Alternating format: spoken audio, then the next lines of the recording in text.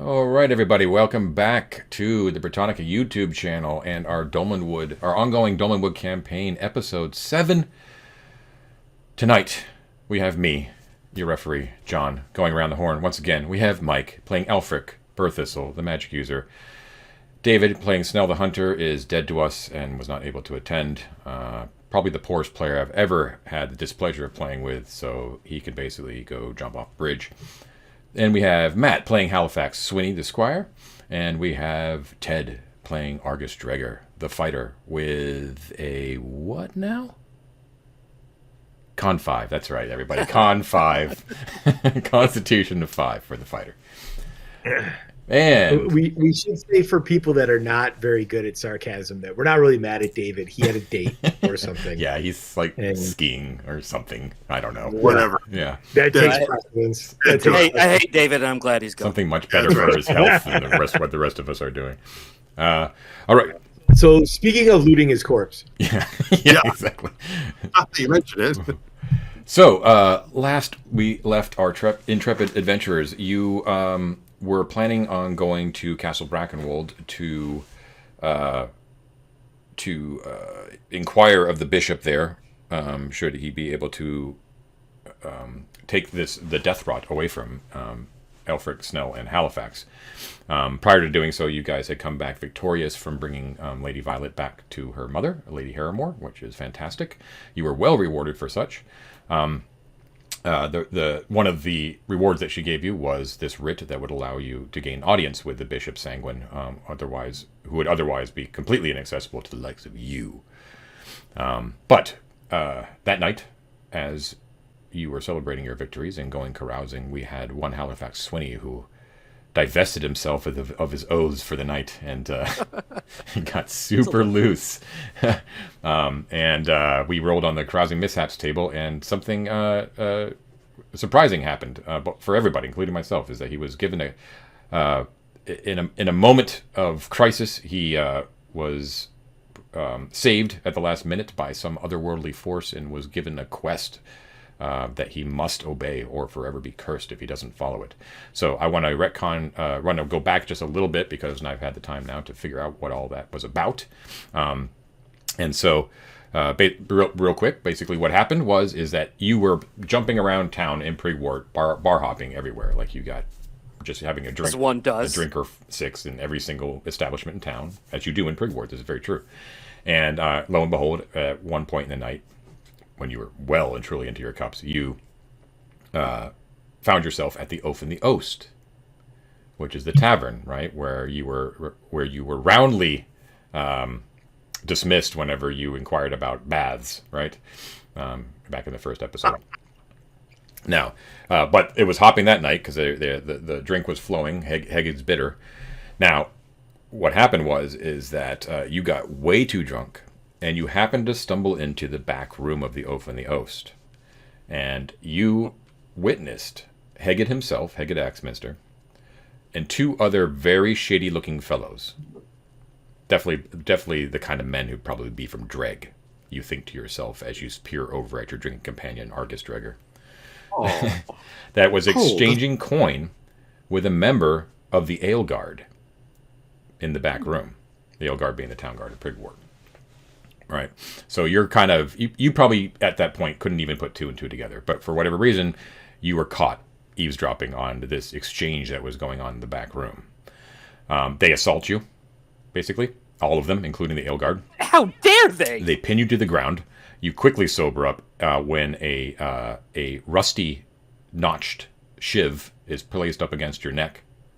And a stinking yellow-toothed face is pressed into yours, with someone behind him encouraging him to slit your throat before he tells anybody else about what he just saw, right? And that's when basically you lost control of all of your bodily functions, and you started nobly, of course. Yes, you started praying very, very hard, and lo and behold, you first mistook it for God. Perhaps a manifestation of the prophet Asaya herself.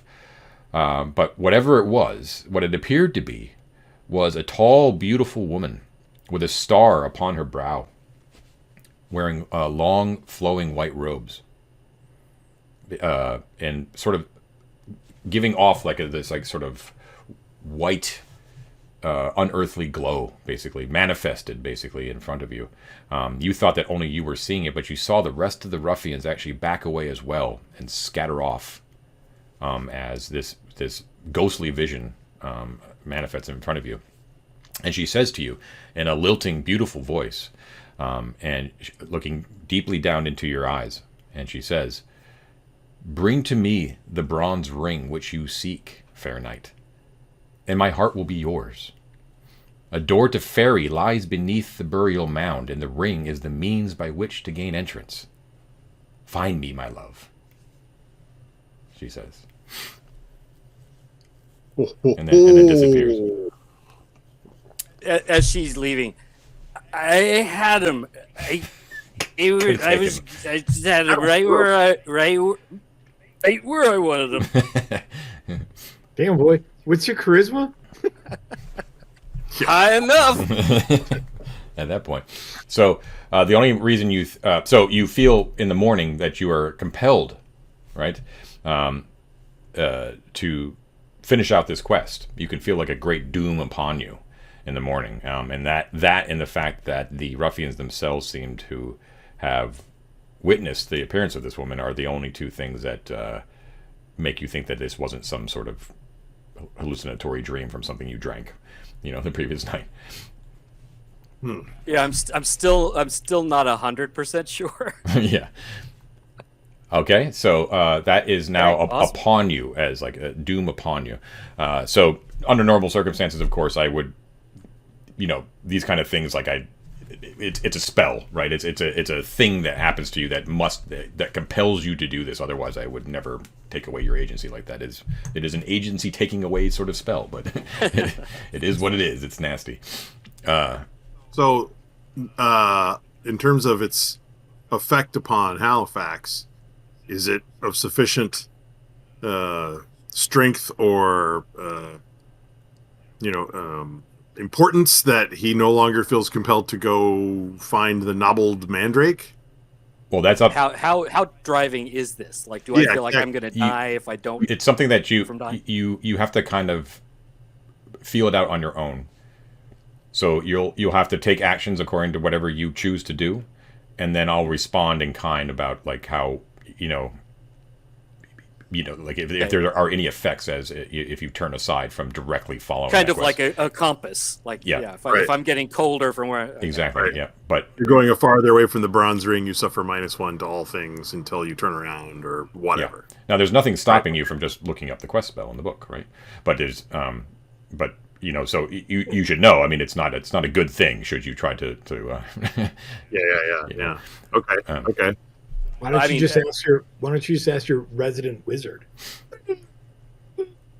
I have to decide if he would keep this to himself or not. Let's see. Yeah. True. It's all. I guess it depends on whether you want to come back to Argus and be like, "I guess you were right. We got to go get the bronze ring," or whether you want to be like, admitting that Argus's wisdom sees even further into the realm of fairy than you ever surmised. It's Oh, it'd be a tough call. I don't think it's going to be that hard to get him to go for it because he was into that quest anyway. Like That's what I'm saying. Like, if he hadn't known about the whole situation with Violet, he would have been all in on going there first. The difference is though that Halifax. the quest that was given to you by Malsemeyer was bring me the ring. Mm-hmm. And now she's saying, "Bring me the ring." Yeah. So, which is okay, but slightly different. New information, though, of course, is that she's saying that there is a door to fairy that lies. which I bet is what Mosselmeyer wants anyway. So we might be able to work it out. Although I don't know if we're going to get paid by both sides. No. We'll just have to find out. I'm sure there's a way to work it out. So just so I know, Maybe she's him in drag. just so I know, the quest to find that ring was down the main road south, correct? Like 2 hexes, yeah. And also Brackenwold Keep or whatever, where the bishop is also to the south. Yeah, but a lot further away. It's different. Let me just switch to the other screen here. Yeah. The mound, according to Mosselmeyer's map, was right around here. Yeah. Okay. So there is no road that leads to that burial mound. Yeah. And we explored the hex immediately to the north of that, right? I believe you did. Well, the only hex that you've actually explored. Again, John? Say again? Can you ping it again for me? I'm sorry. Yeah. Right around here. Near the old lady on the map. Yeah, it's not an old lady. That's a hag.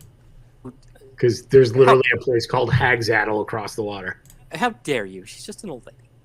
So as for the hex directly to the south of there, I don't think that you have. I think we just searched the hex that was in Brigward. Like, no. Yeah, Okay, you did. Yeah, you only searched. The only actual searching of hexes that you've done, I believe, is the one that Prigward is in initially.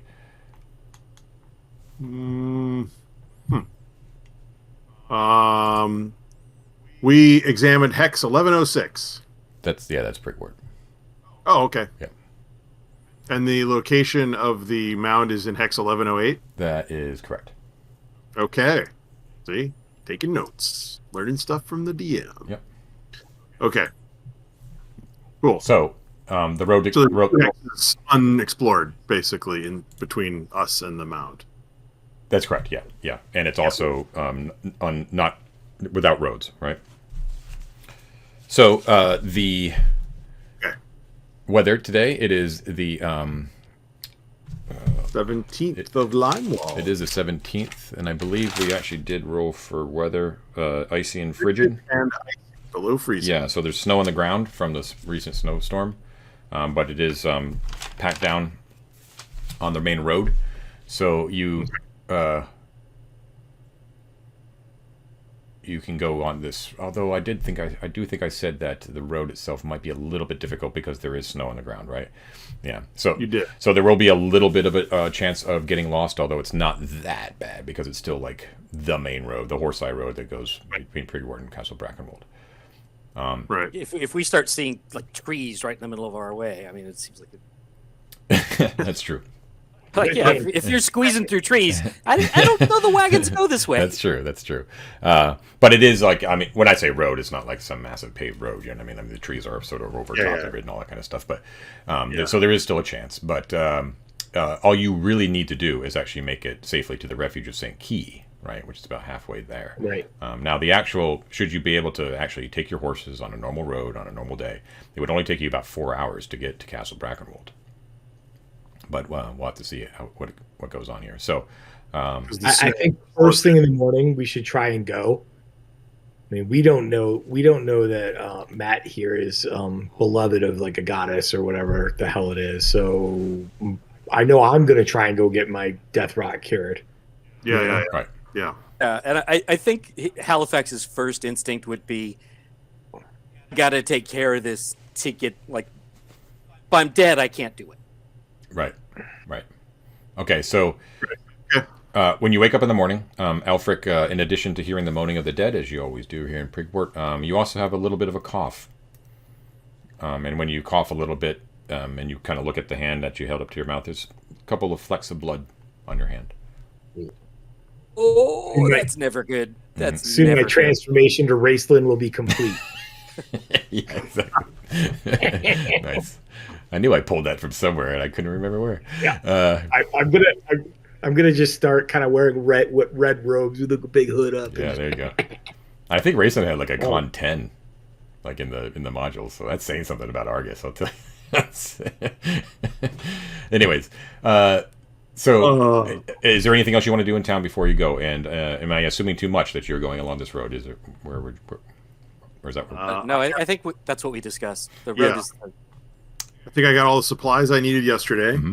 I'm too broke to buy anything, so I'm just gonna poach off their corpses when they die. Gotcha. So what do you need? You need some rations, right?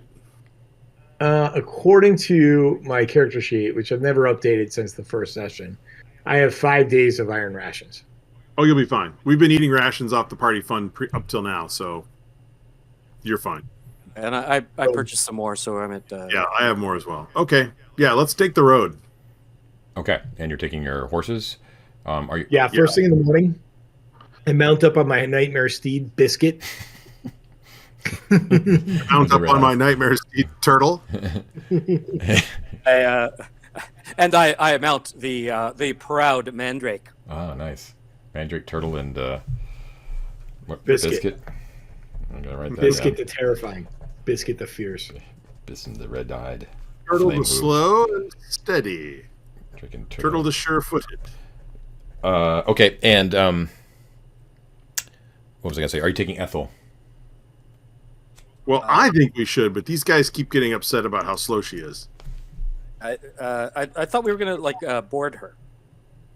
Yeah, I thought we were too. Because speed is of the essence right now, Tettle. She's gonna slow us down or get us lost or something. And we're not going out to haul a bunch of gear. All right. Yeah, we can. Or are these mandrake roots or doubled mandrake? Is that like huge or something? Do we No. need to... 2,000 pounds. No, they're of not. mandrake. Not that Wormspittle told you, anyways. Right. Okay. Yeah, that'd be great. We get there and it's like 6 feet across. God damn it. Following a road. The challenge is it's not hard to find. It's just huge. That's right. You have to eat 14 pounds of it to get cured. Yeah, I don't think there's going to be... It would only be a chance of getting lost if you were in poor visibility. So I think it's going to be fine with that. And I All right. remember Well, like let's board Ethel. At the crumbled keep. What's the inn called? What's that? Clashed Antler? The inn we. The Clashed Yeah, that's the one. Will they board her for a little bit? Who? If you pay, Yeah, I'll pay. yeah, spring for that. Ethel? we can find a hostelry or whatever to board the Ethel in, right? Yeah, that's fine. Let's call it call it 5 silver a day, 5 silver a night. If we're not back in 2 weeks, you can keep her. Oh, wait. Because we'll be dead. Doggy's going to be good eating. All right. So are we? The other thing that we were thinking about doing was leaving some money with the money lender for safekeeping.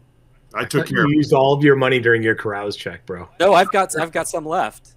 Wow. And what I'm wondering is how much I want to bring as a potential bribe or something for this job.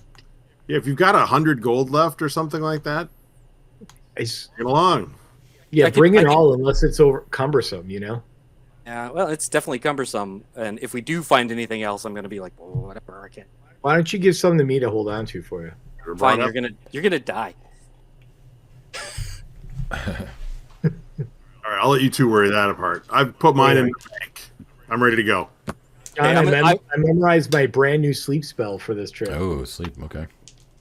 I'll go ahead. I'll go ahead and bring the gold. I think I'm probably going to regret that decision, the wait later. But just in case we need to bribe him, bribe the bishop, or actually we don't know. You know, if it's a him or a her, I can't remember. The bishop is a him.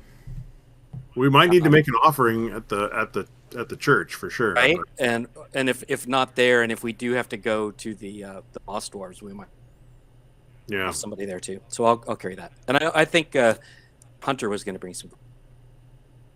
Well, he can worry about that later. Mike? Hey, Mike. Hey, John, point of reference. I didn't see any material components in the spell descriptions. Do they have those in this game? They do. It's just assume that... Well, no. That's a good question. I just know you need to have both of your hands free at all times to cast spells. So what if you have a staff? A wizard can't cast spells with a staff?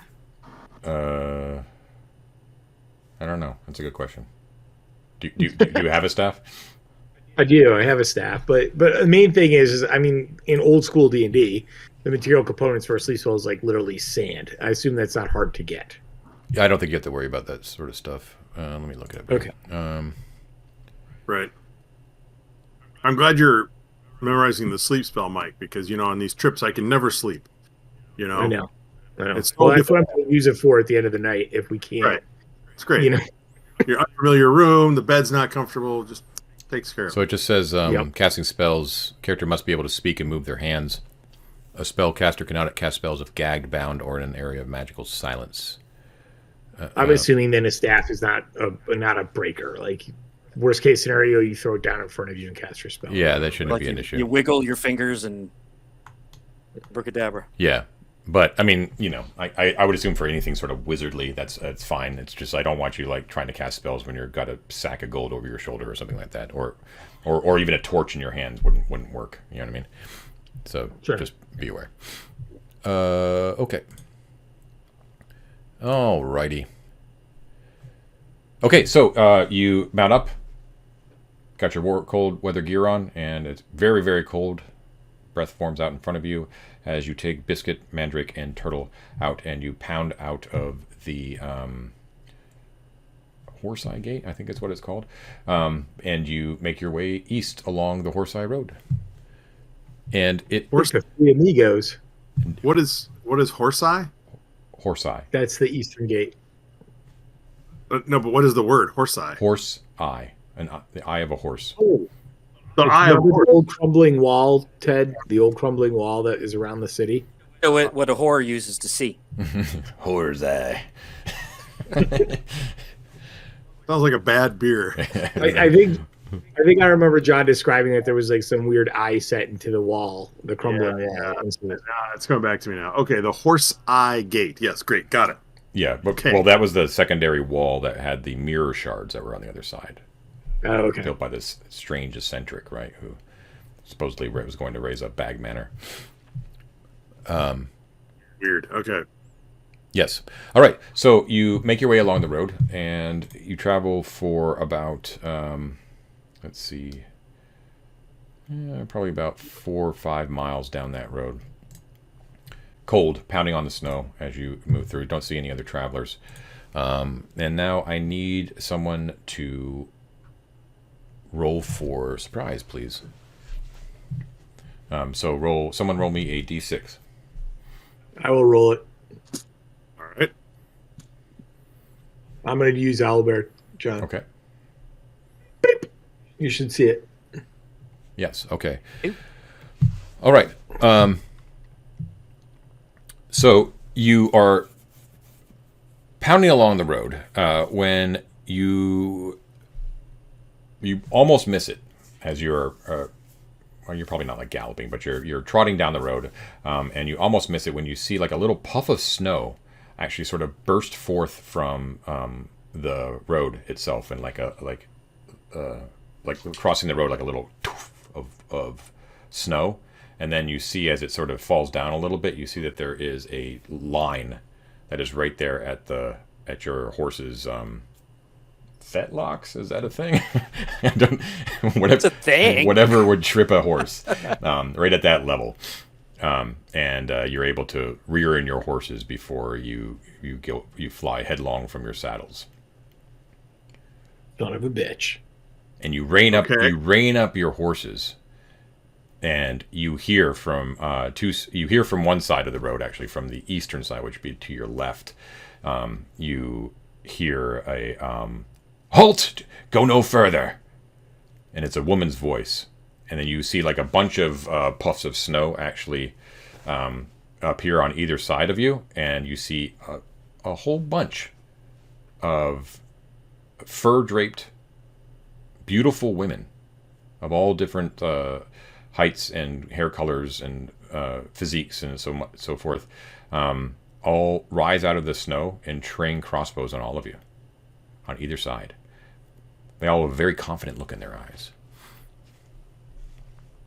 They're wearing any livery of any kind, John? They aren't. They're all very dressed very, very warmly, purely for practicality's sake. Good thing you put all your money safely in a bank, right, Halifax? Damn it! It's noticeable. It's noticeable that they are all quite striking. John, I hold up my cloth and give out a big, lungy, hacking cough. Little blood running from the side of my mouth. And I hold up my cloth and I go, "Lovely ladies, come no closer. We are on our way south to Brackenwold, seeking a cure for a disease most foul, and we would not want you to get it." You see a couple of them look a little, they kind of give you like a what? Like, and they look at each other. Off again, and this time I spit blood into the So you see one who's let's see. What does she look like? Where are you? Oh yes, okay. She's tall. She looks like me, but with less of a beard. Tall and elegant, with long black hair, kind of with cruel eyes. She kind of steps forward, and as some of her companions or whoever they might be look askance at you, and she says, "That'll be just fine, and you can go about your way if you like. But first, we need to have all of your baked goods, please." My baked goods? Now. Baked good. No hesitation, please.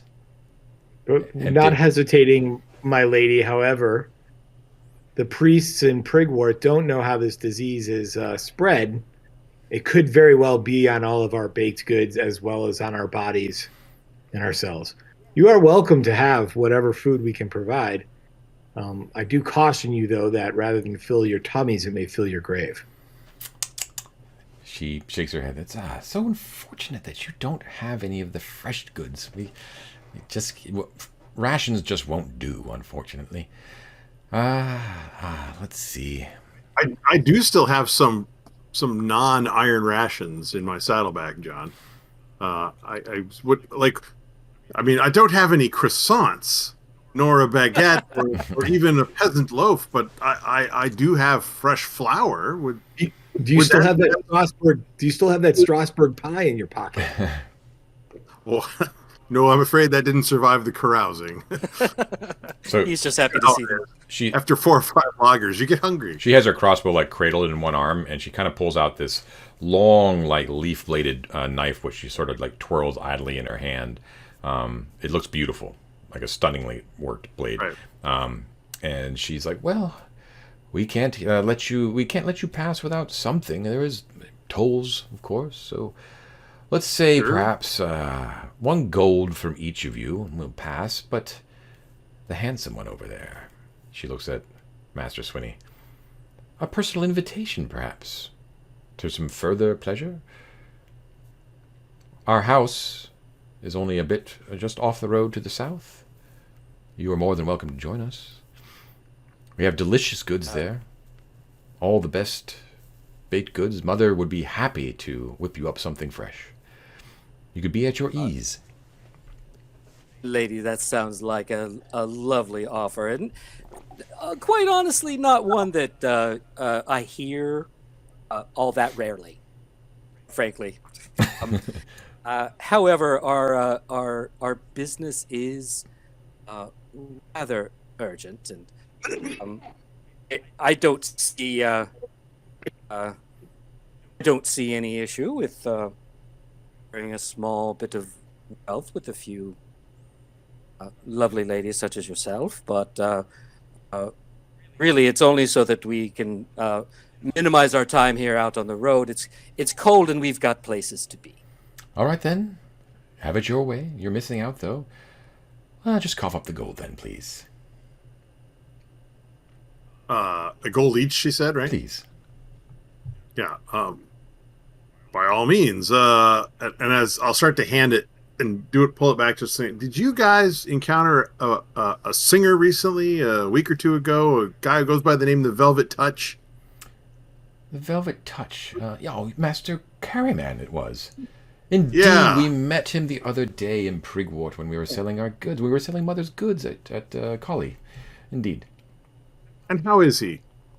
Well, can't say we've seen him in quite some time.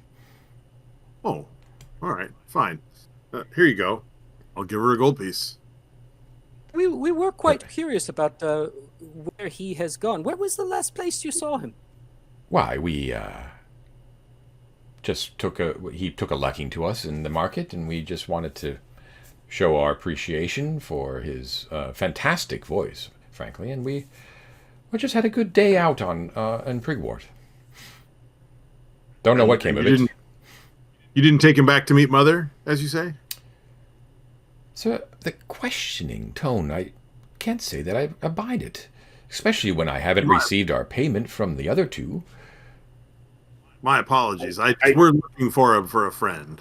I take the gold piece, I polish it with my bloody cloth on like a clean spot, spit on it, shine it, and then hold it out to him. So there's 9 of them. All 9 of them move their crossbows over to you and train their crossbows on you, and they say, "You'll give us a nice coin." I just cleaned it for you. Enough of your attitude, young man. I wanted to wipe all the evil humors off of it. Your friend, I'm afraid that he may be mistaken for a porcupine in about 5 seconds. If you don't encourage him to give us a lovely coin. I'll give her one of my coins. Here you go. Halifax will do that thing where he just like flicks it with his thumb. He is quite ill. I look really offended and I tuck it back into my coin purse. Okay, so she says, an open invitation to all of you, except you, and she points to Aelfric, to please stop by Mother's house, just off the road there. Be on your way. Baked goods, you say? Baked goods, only the finest. Or come talk to us at Prigwort, every collie. Oh, at the market? Yeah, okay, that sounds good. And what is your name if we need to inquire after you if we don't see you right? My name is Meliss, and these are my sisters. She doesn't bother to introduce them. On your way, then. Thank you so much for the toll. Do they lower the tripwires or no? Yeah, they lower the tripwire.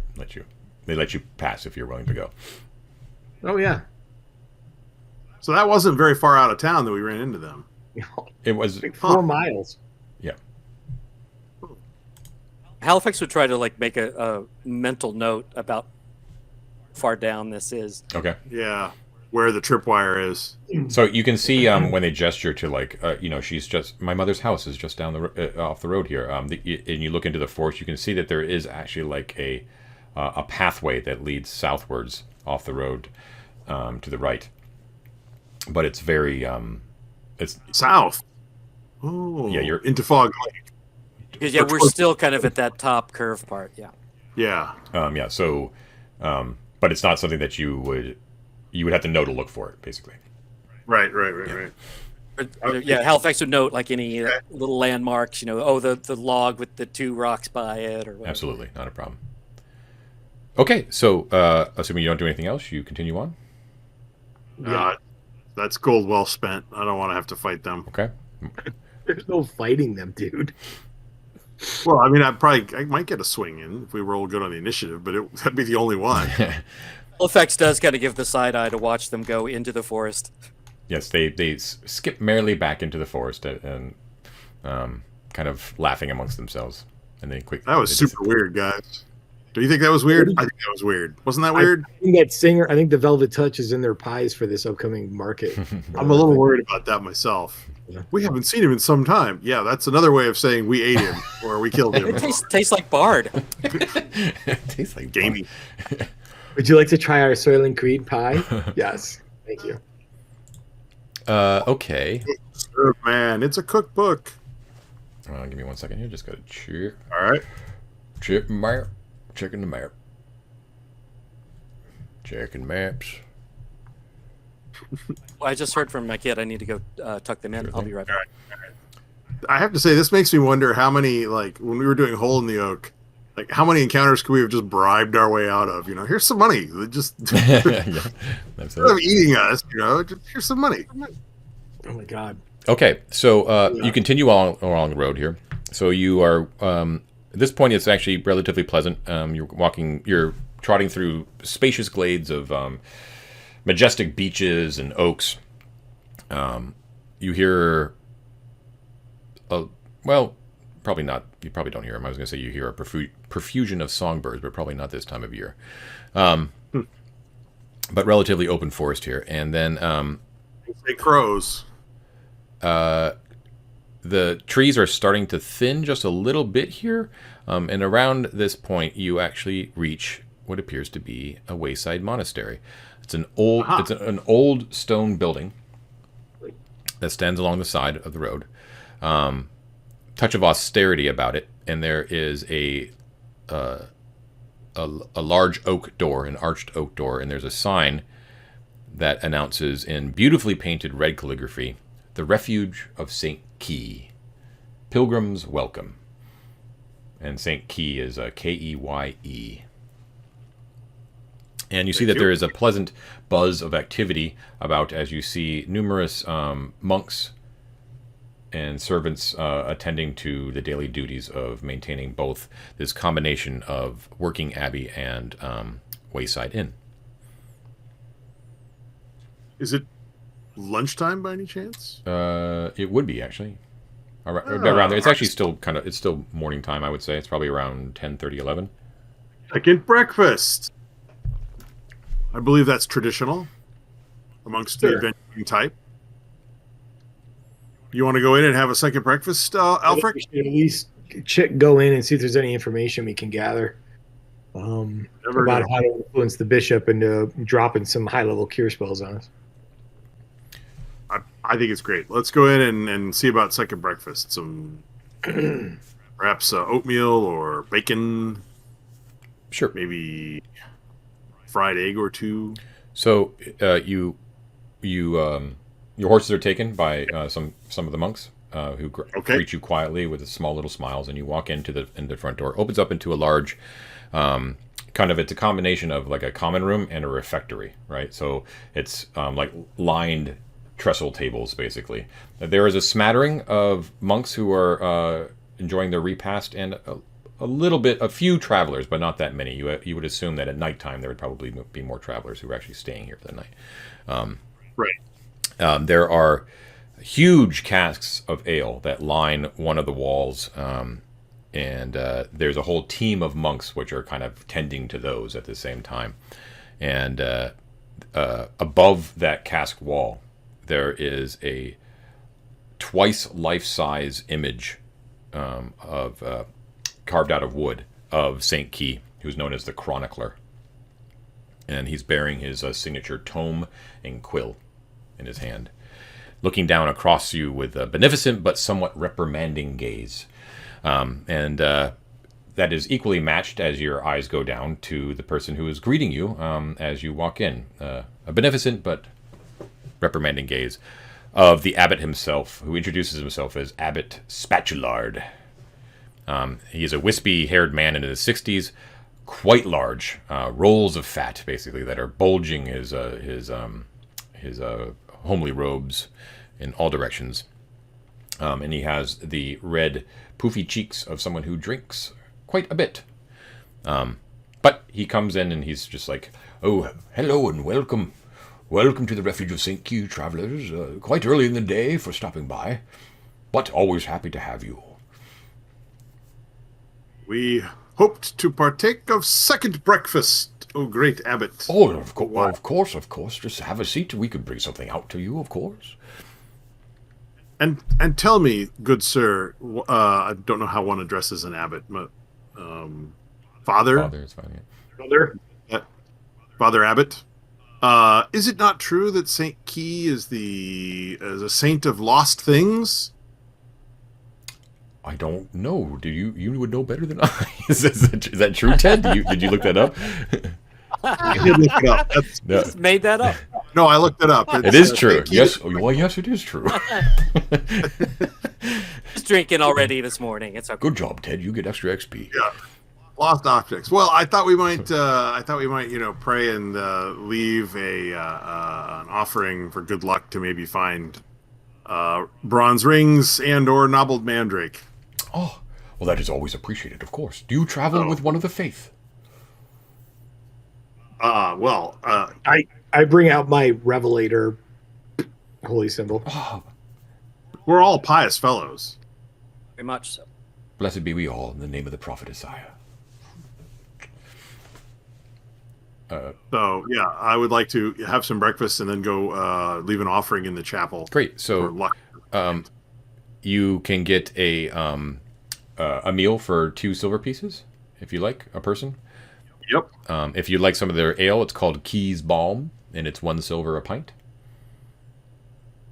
And yes, it is quite frothy and pretty good. But you would say that if your tongue hadn't been so spoiled by the pre-warp brews that you have so recently sampled, you would say that this would be an above-average ale, but it pales in comparison to what you've been drinking in pre-warp.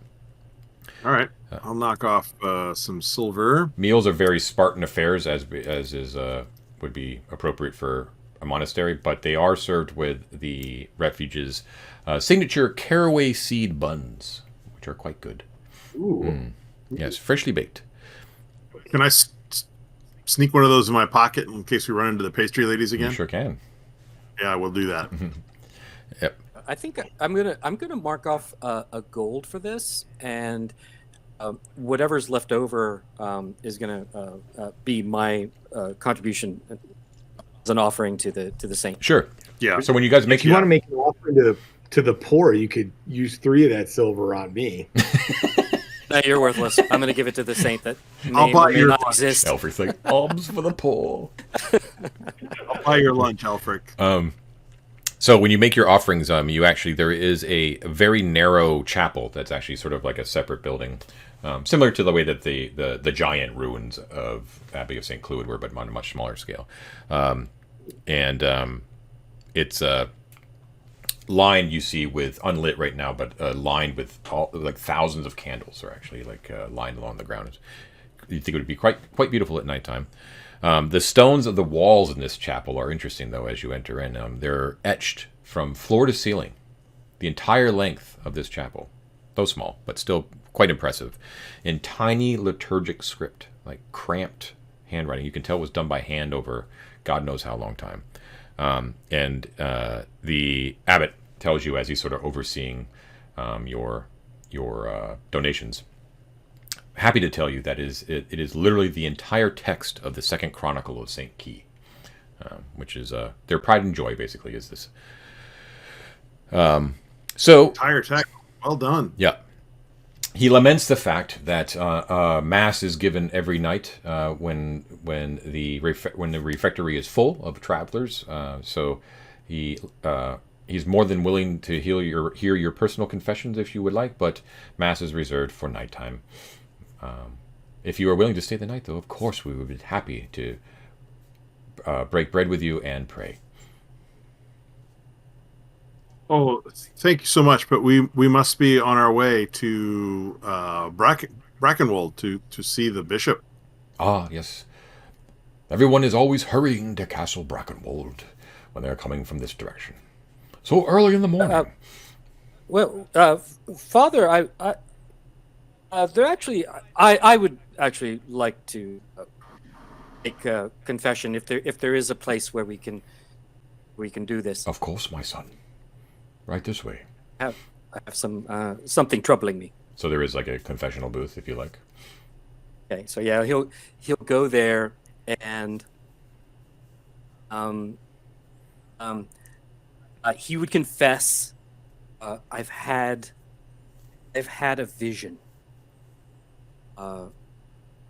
It came to me as if in answer to prayers of mine. Describe the beautiful woman with her flowing white robes and the star at her head, and not what she asked for, but just like this vision of this woman. Whoa, there's nothing for you to confess. You have committed no crime. In fact, I would say that you must have been blessed by the Lord our God. You were obviously visited by an angel, my son. Ooh. I just wanted to be sure and check with someone of faith like yourself. Were you in an hour of need, perhaps? Well, I'm pretty sure I had it covered, but at the moment, yes, it felt rather dire. Well, I should think that you should heed everything that this messenger told you. My word, I must spread this to the other brothers. Oh, I would appreciate your forbearance. Of course, we are. You completely forgot that he was in the booth. He was like, I apologize. It is I should ask for your forgiveness. It's not really mine to give. I just to keep this humble and subtle between me and the holy. Of course. Thank you so much. Well, walk in peace, my son. Surely you are blessed.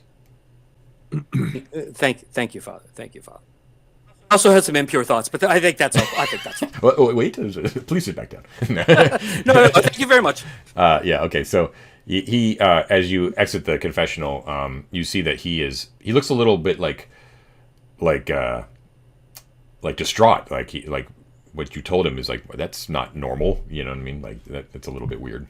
But you're going to take him at his word that he'll ponder this himself and reflect upon it with God. Anyways, so yeah, is there anything else you would like to do here in the refuge before you go? Now, you do remember too, I just want to point it out before you leave, that the refuge was the point at which your decision point was relayed to you, right? That it was sort of, you could go northeast from here into the forest to the Golden Wood and try to find the Knobbled Mandrake, or you could continue on to Castle Brackenwold. Those were your two options for solving this problem with the death rot, right? But this would be the point, right?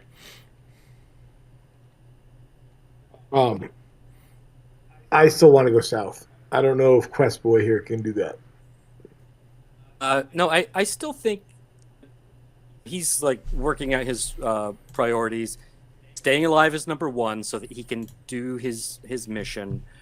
The best, safest chance for staying alive is to go follow the less risky road down south. To talk to the bishop, see if this can get taken care of quickly and easily, so that he can get back to finding this bronze ring. Okay. All right. So then, without further ado, unless you have something else you'd like to do here in the refuge, then we'll continue on. Can I just take one of the brothers aside and maybe one of the more senior ones? I just want to see if he can give me any insight into the bishop's character and whether he's known for helping errant travelers, that kind of thing. This man, he laughs heartily. He's like, the bishop. Where, listening to hard scrabble travelers? Is that what you're asking me? Well, I give him a little bit of background and be like, we've recently been able to do a great service to Lady Harrowmer. However, in the cause of that, we have been afflicted with a disease that we understand is terminal. So Lady Harrowmer has sent us to Castle Brackenwold to meet with the bishop. But what kind of do you think that we have much of a shot? Is there anything that we can do to up our chances? Those are basically like the ideas that I'm trying to get an idea from him. Right. Well, he looks suitably impressed that you are actually able to gain audience with the bishop, and he's like, well, that's a different story. If you actually can talk to the man himself, then perhaps you can be risen with. I myself, as a lovely member of the staff here at the refuge, have never come anywhere near contact of the bishop himself, but I'm sure he is a pious man, beloved of God, deserving of his position, and I assume that he only wants what's best for the church and for the flock, of course. But we all sin, do we not? And the bishop is a man like every other in the end. So yes, rumors do abound about the man, that he is rather vainglorious, rather condescending towards those he views beneath him, and that perhaps sometimes his piety sometimes overshadows his humility, if that makes any sense. Okay. If you're able to, would a gift of any sort be inclined to move him one way or the other? He is not a man that requires anything material, and it would be too proud to accept anything should he in fact need something. Got it. He desires this. He desires the increased power and influence of the church, as is, of course, all right and good. It is sadly lacking here in the woods. In fact, ever since the Abbey of St. Cloud was destroyed, the church's influence has receded to many small pockets, mostly in the settlements, also here at the Refuge of St. Keye, of course. So, okay. Yeah. All right, guys, it's up to you. I have a plan. Although, all right. Argus is definitely pro Brackenwold versus Goldenwood, so Yeah, he'll do me it. too. I think we all are. All right, so I think we got to at least try it out. And I think here's our bargaining chips, number one, right? Okay. The guy just said that the church's influence has been in decline since the fall of the Abbey, right? We've already sworn an oath to help the undead fuckers in the basement. One. Two, we can try and get that bell and say that this bell is like, it's in a holy site. It deserves to have a better resting spot. We could undertake the mission to bring the bell back to Brackenwold, and in the process of like, if we live long enough, try to engage in the evil that lurks beneath the grounds of the Abbey and perhaps reclaim it. So, like, as we have to do that anyway. You would say something like, if you could but heal us, O Great One, then we would dedicate ourselves to bringing the bell of St. Cloud here to you at your church, kind of thing. That kind of thing, and say that we have also, and then say we've also sworn an oath, or we will swear an oath. We will swear an oath to put our best efforts forth to clearing the Abbey of whatever evil influence is still there. So, because we've already sworn that oath anyway, so let's just swear it again. That's brilliant. In reserve, I think. Let's not. Yeah, overcommit ourselves. Yeah, exactly. Yeah, lead with the bell. I like the bell idea. That would be like, because that's got a very sort of like churchy kind of quest to it. We will bring this to the church here at Brackenwold and raise the glory and blah blah, that sort of thing. That's old school, man. I like that. That's a good idea, Mike. You know why I have these good ideas? I don't know. Wizard. Is that what it is? All right. So as the 5-con fighter, my idea is lunch. Yeah, right. Let's get out of it. No. You fed me, so you get the benefit of my big brain. Right. How much damage does Ted take from lunch? Yes, right. Just eating. He bit a baguette just a little too hard. He breaks a tooth. Yeah, exactly. All right, so you mount up your horses again, thank the monks, and you head back out onto the road right around noontime, continuing onwards. And the trees continue to thin.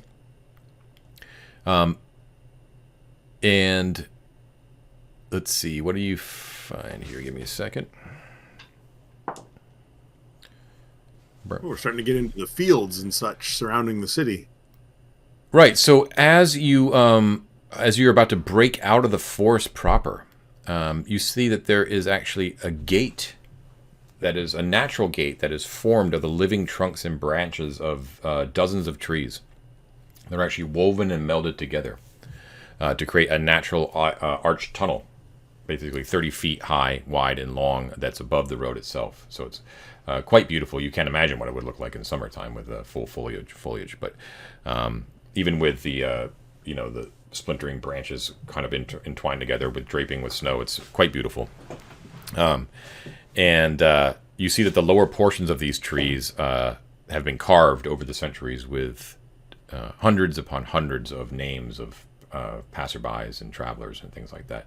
And you can see that there's basically like this tunnel that shoots you out onto the plains of the duchy.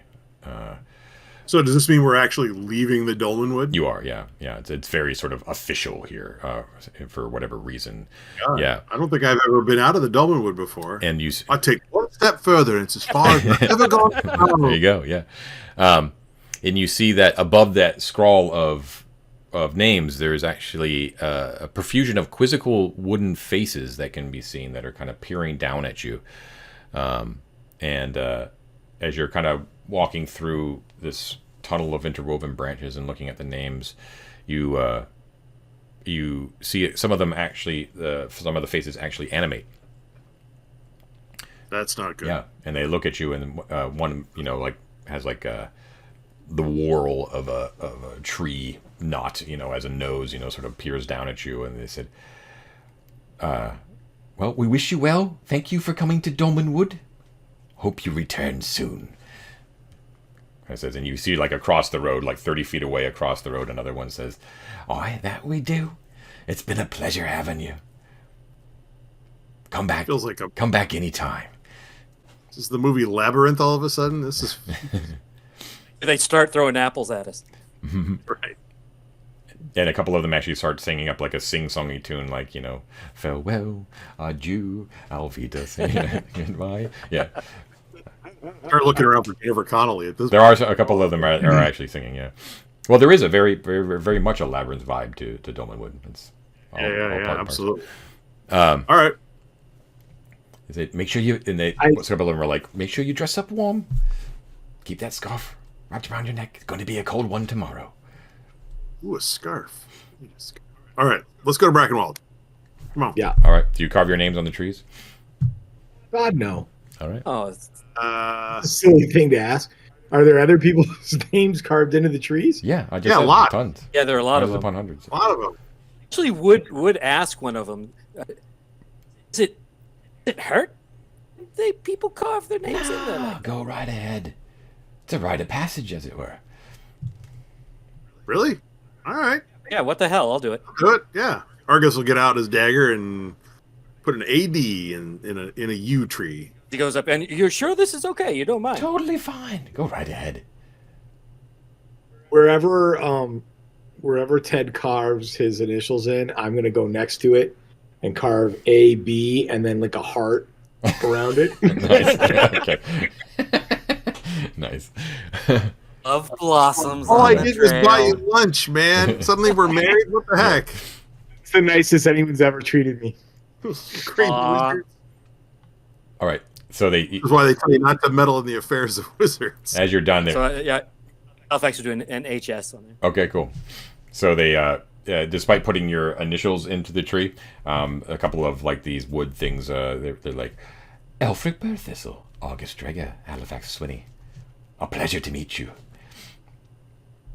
That wasn't creepy. All goes well, gentlemen. We'll be back in about an hour or so. Toodaloo. Say hello to the Duke for us. And you walk through. And as you enter into the flat plains and farmlands that surround Castle Brackenwold.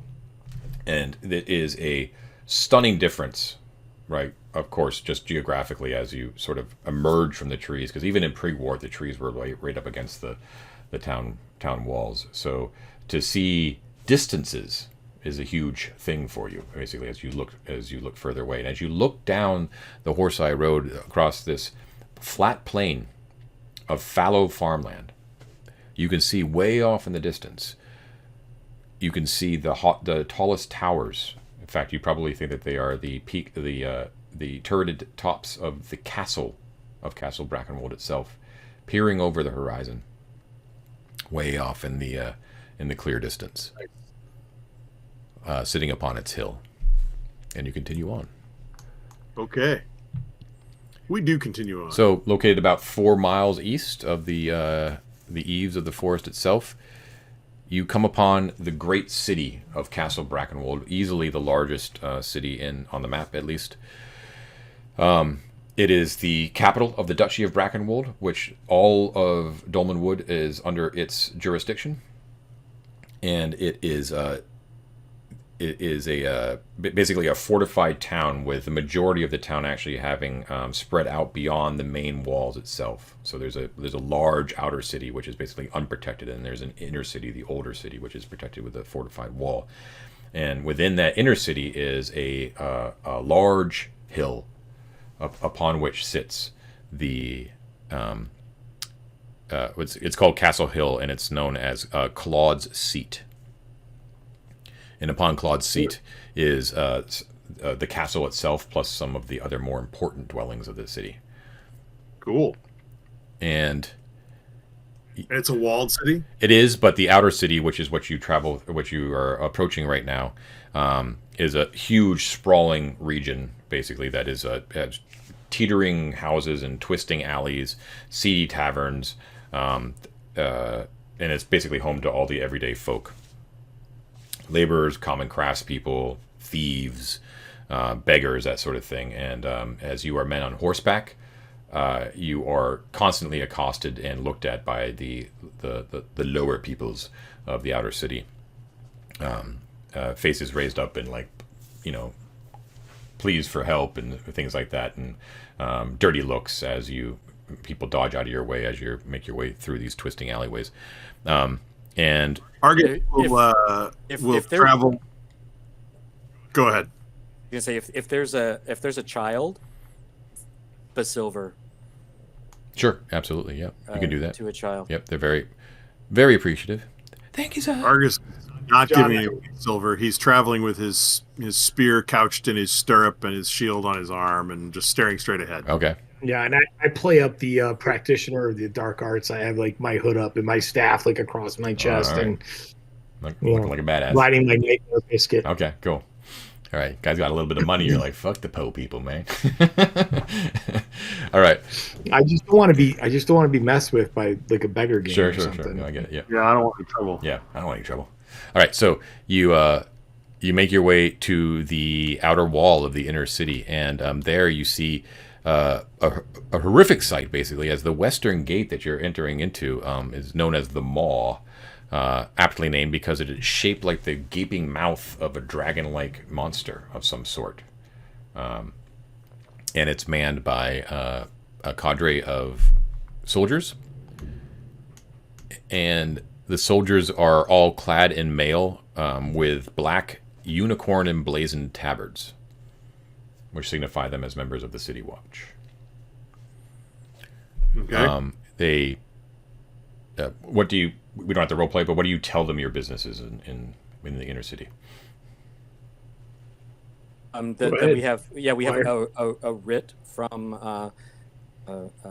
Lady Harrimore up north that has us on our way to see and meet with the bishop.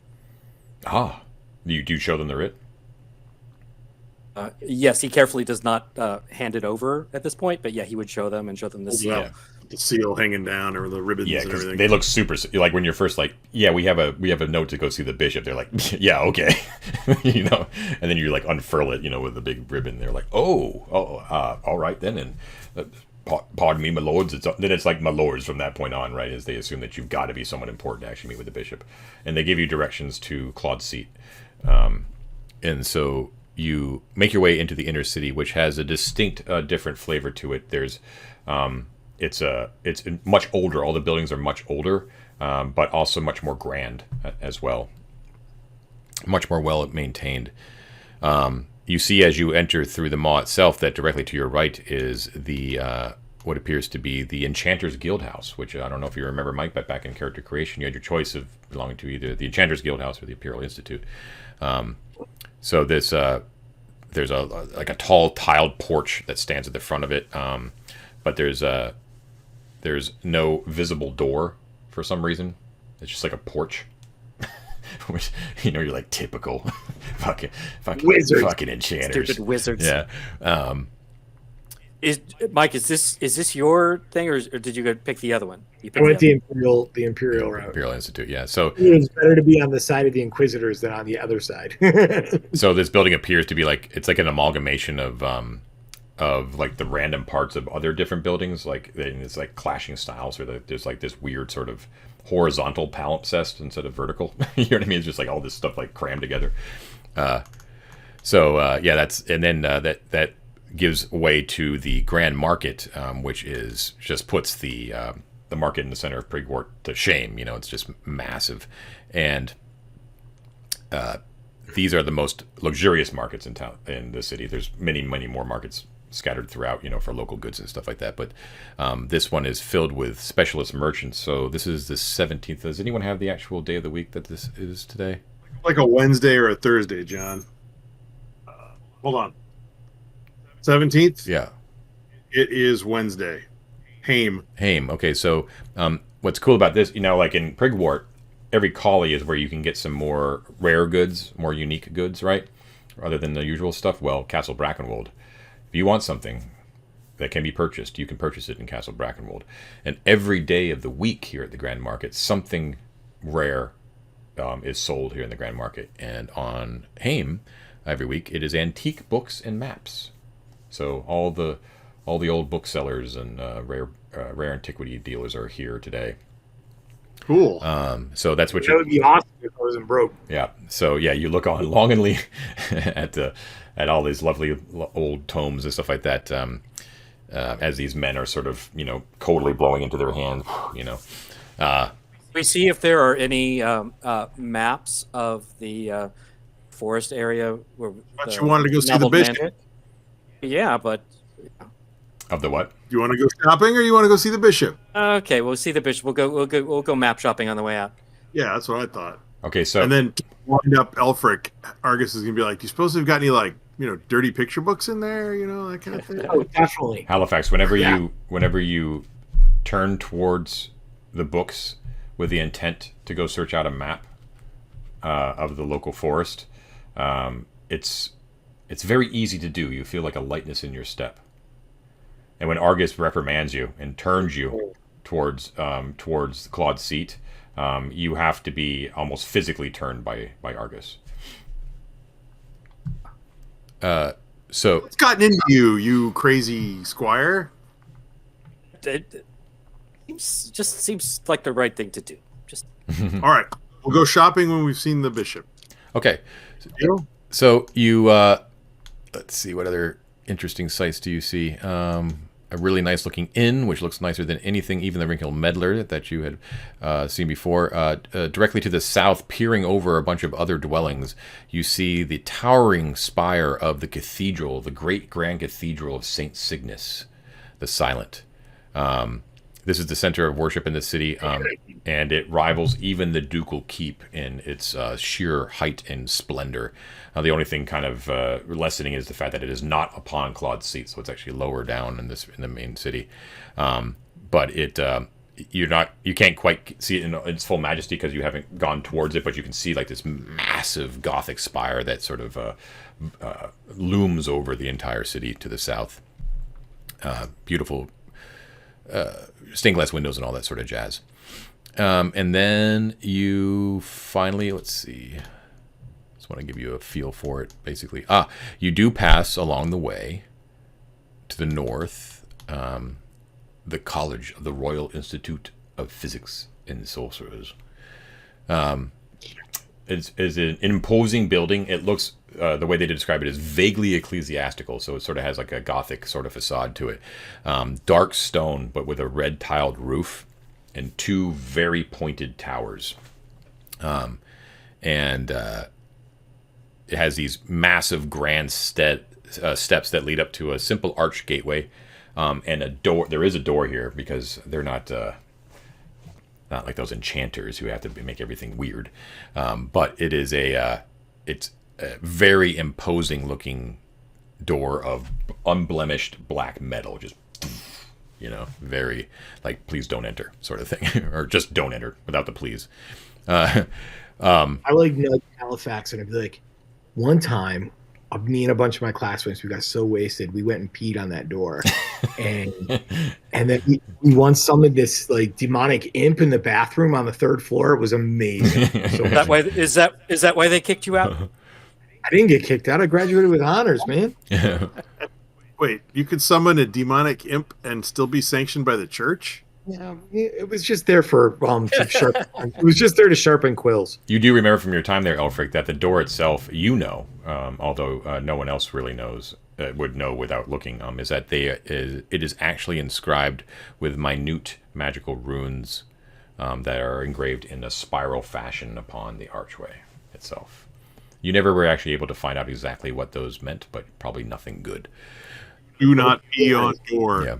Don't pee on it. It's a bad thing. Yeah. Like an electric fence. You also know, too, that this is, and this might tie in, depending on how you take it, right? This might tie into this whole rogue Prismus thing.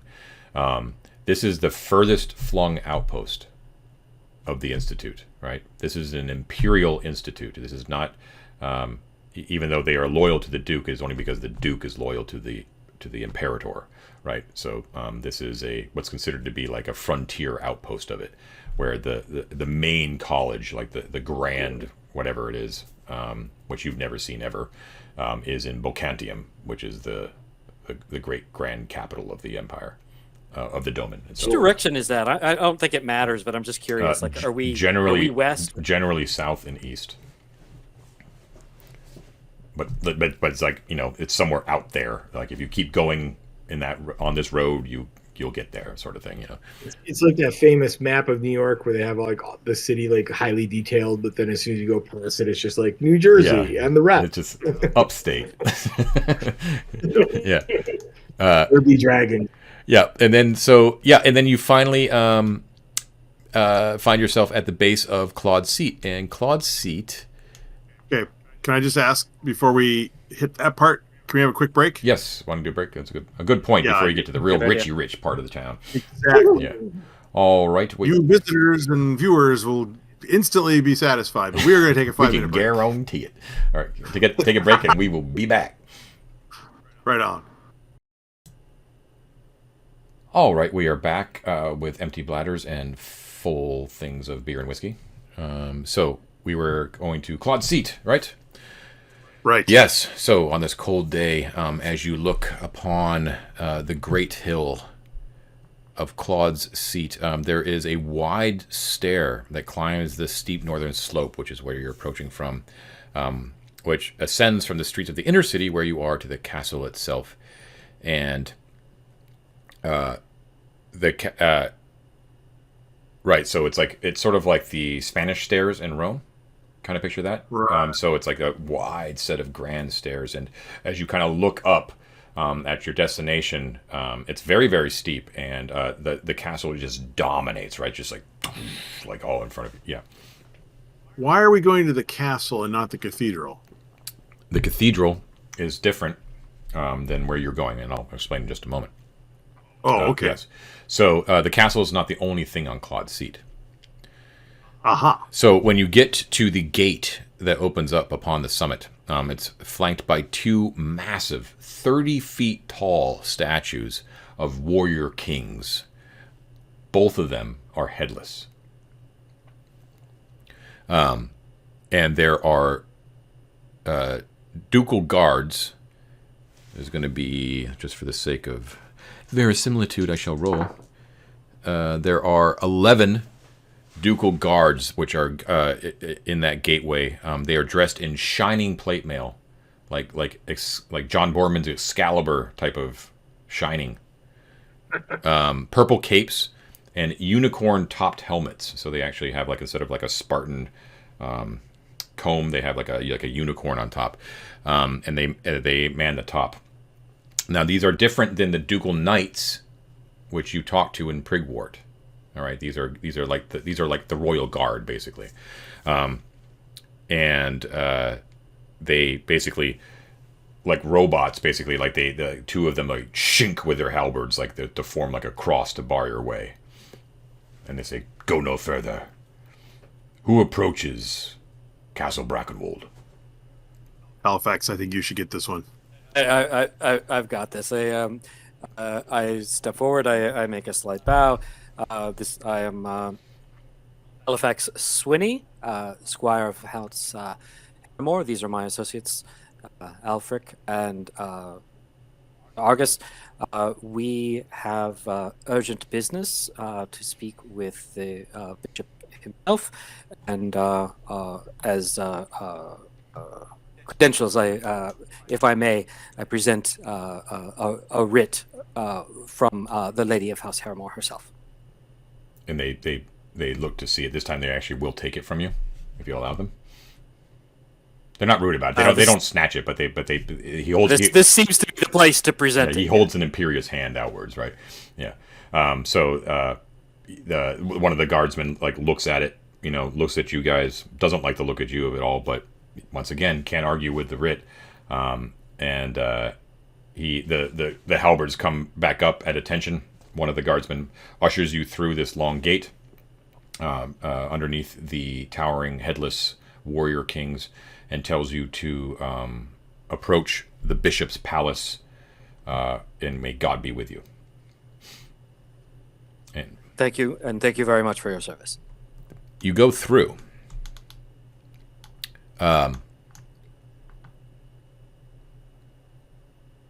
So, right, okay.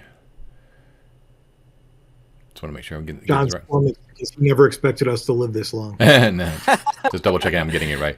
Yeah, so Are there pages beyond this? you I'll just tell you because you probably have heard Claude's seat. Everyone thinks it's probably a shortening and bastardization of what was probably originally known as Clwyd's seat. I was going to ask if it was related to St. Clwyd's up where we had been at the Abbey. Right. So because it sounded familiar. this might become evidence as you approach the actual palace of the bishop himself. So up here, basically, there is on Claude's seat at the top of this hill is it's also walled as well. It's completely fortified. And if you directly in front of you as you exit the gate is the castle proper itself. But to your right, so there's sort of like mini little city up here, right? But of only like really important buildings, like grand palaces and things like that. The largest of which, of course, is the castle itself, which is just imposing. And at this point in the day, would not be blocking the sunshine, I guess. But About what time are we, John? this would probably be about 1 o'clock now, I would say. But to the west and to your right is the bishop's palace, which is very imposing, but kind of is in the shadow of the castle itself. It's a church-like building made out of black stone, similar stone to the Imperial Institute. This, as you enter through the grandiose gateway that has exquisite carvings that are carved in bronze and granite, which all depict the souls of the righteous ascending to heaven. This, is to be the administrative locus of the church of the one true God of the Peleatic Church here in Dolmenwood. So this is where the operations of the church all take place, right here in the bishop's palace. You enter in, and it is vaulted halls in the manner of like a sort of a cathedral. Many different rooms that are like sort of somber reading rooms, lots of plush studies, and opulent appointment chambers. Like the whole place just drips of like church wealth, right? Like, and you can't help but think this is all probably like ill-gotten wealth. You know what I mean? It's but it's just really, really opulent, but quiet and holy, and it's just got that kind of feel to it. But it's not like a nave. You're not walking into like a church, right? These are offices basically, there are numerous servants here and men of the cloth, but they are not monks, right? Which is pretty much what you've encountered so far. These are priests and what's the word I'm looking for? Officiates, I guess, or of some sort. Right. Kind of hustling and bustling and carrying papers and attending the business of the church, and they. Immediately to kind of demand to know what your business is. And I assume you basically throw that writ out in front until you get to where you want to get to, right? Right. Okay. Just a detail. Where did we leave our horses behind? We're not riding them into the church. No, they would. Are they outside outer That's gate? true. I'm used to you guys not having horses. It's a rare moment in the campaign where we need our horses. coconuts. Yeah, exactly. So there would be stables somewhere there that they would take them away for you. So they're in good hands. You have no worries in that regard. Like outside the wall, or would we have ridden through? I'm just. Let's see. That's a good question. Yeah. You would not have been able to go up Claude's seat mounted.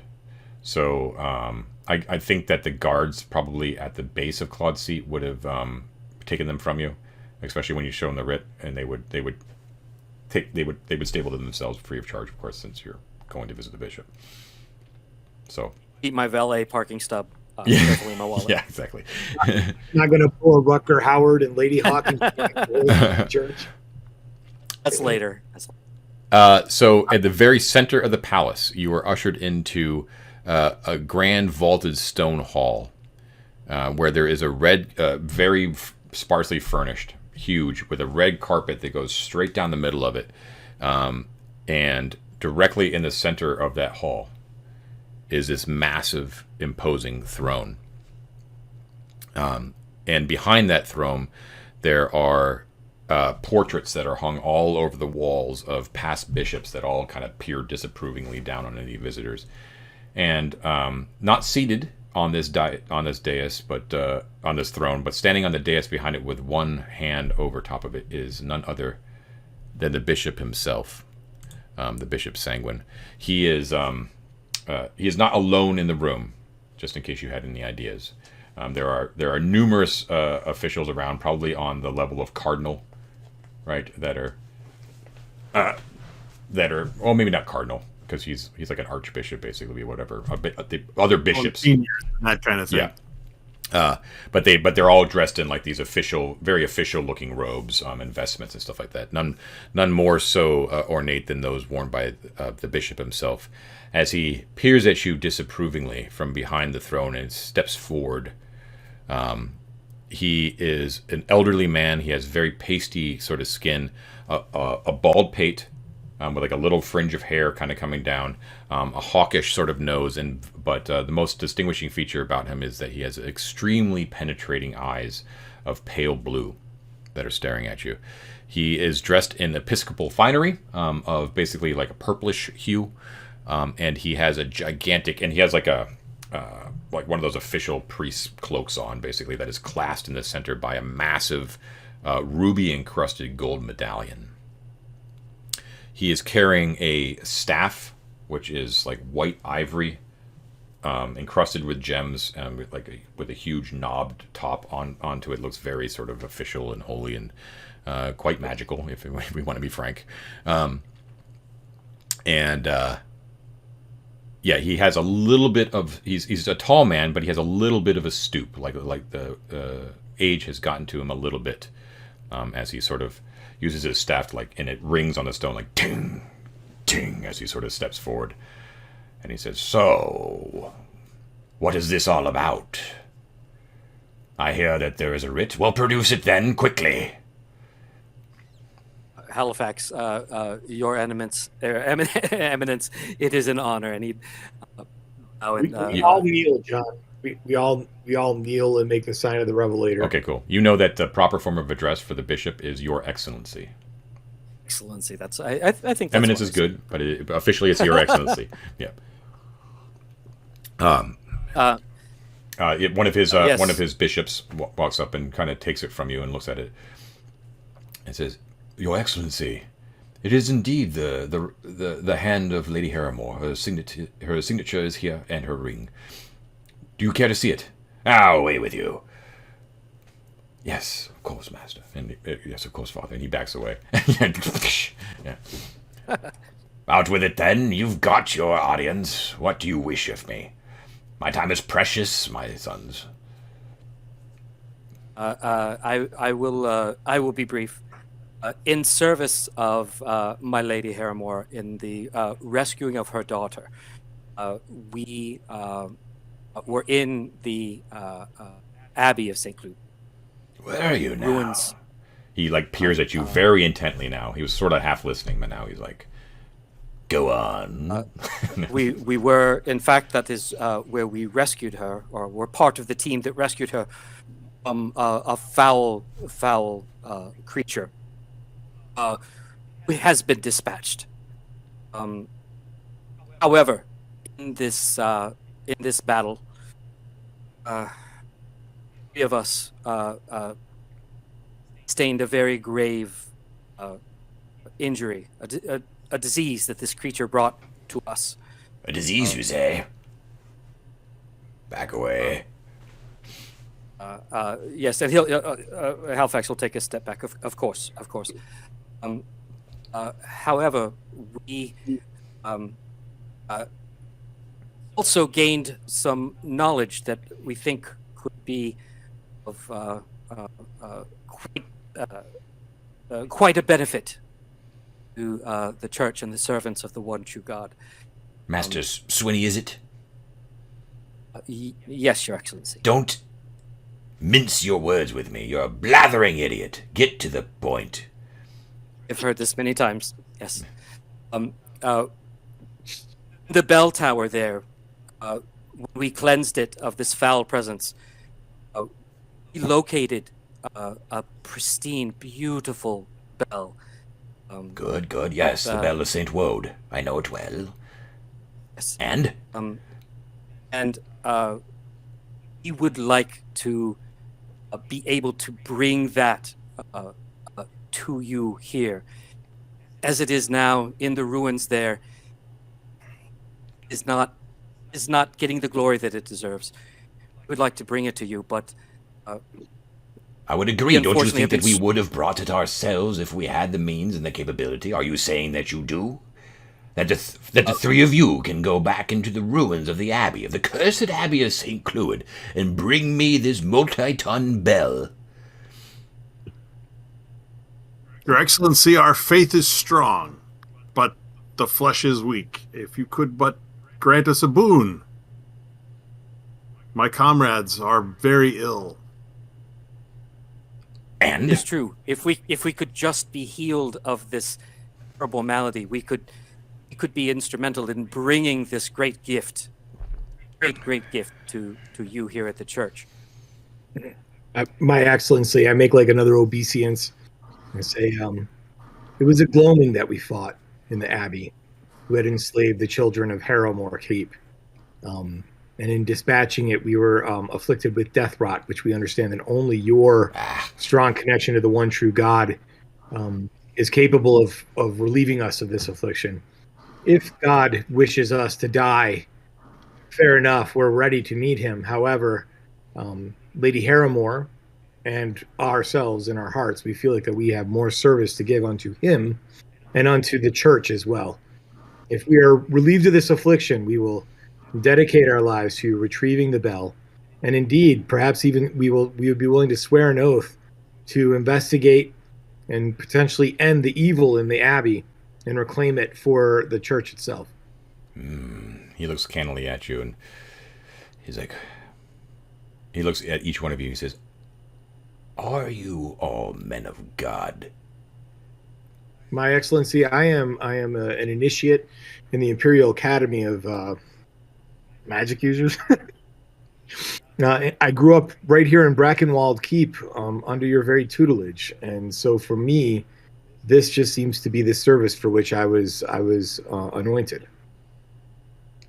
A godly sorcerer. Rare in these times. It is true that I fear that God has chosen your fate, and that the manifestation of your sins have found their way into erupting upon your very flesh. But if you think that you might be able to reclaim the Abbey for the church, and you can see like a firelight in his eyes at the very thought of it. That would indeed be a boon for the church. Now, you are not the only fools to have offered this to me, and all have failed. Yet you say you have destroyed the gloam that protected the bell tower. That is a feat that not many men could accomplish. You did this alone? No, my lord. Or no, my Excellency. With the assistance of Lady Harrowmore's knights. And the great and wise Reverend Constantius, who used the very word of the saints to defeat I know Constantius. He is an upstart. Thinks that he has the true faith. He does not. He is a man of sin. Truck not with the Reverend Constantius. Now, We seek this only as a way to redeem ourselves, become whole and clean. My charge is the humanity as a whole here in Dolmenwood. I cannot take the time to care for 3 men whose lives are already lost. But you are offering me something. But what I ask you is, what makes you so sure that you can reclaim this abbey where so many other men more capable than you have failed? Your Excellency, only God will decide if we are the men capable of cleansing the abbey. We did talk to a reverend there who had been afflicted He gave us some information about the evil that exists below and the curse. You talked to He one of the himself priests was- there. He was afflicted with undeath, Your Excellency. And so after giving us his information, we put him back into the ground from which he should never have risen. This was well done. Thank you, my child, for putting him to his final rest. All right. He kind of mulls it over a little bit, and you can see like the other bishops are sort of like looking fretfully at him. He says, I and my brothers can perform this we can perform this ritual for you and cleanse you of the sins which are manifest upon your flesh. But in return, a geas will be placed upon you, that you must cleanse the Abbey. You must rid it of whatever foul thing is causing us not to be able to reclaim it. And you must return to me with proof that the Abbey has once again been sanctified. Your Excellency, your wisdom is great. I would say that to increase the benefit to the church and to yourself, we broaden the parameters of your geas, which I am willing to undergo. For if we are not strong enough to cleanse the Abbey unto itself, we will bring you the information that you require to further your knowledge, so that if we should fail, then others can pick up the sword after us and continue the work.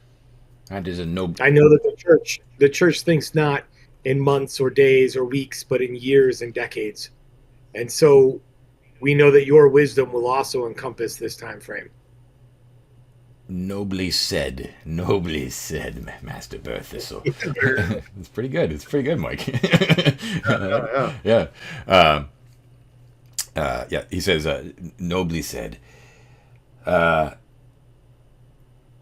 Okay. So basically, the way it's going to work is that they're, once again, I don't want to remove agency. I don't want to be like, everyone's got a quest to the Geas and sort of something. You got to do it. Sorry. But it basically is that if you, just so you're clear, what he's offering you is that through, this isn't simply him casting Cure Disease. Like let's go in the other room, I cast Cure Disease on you. This is a multi-day, probably at least a day-long ritual.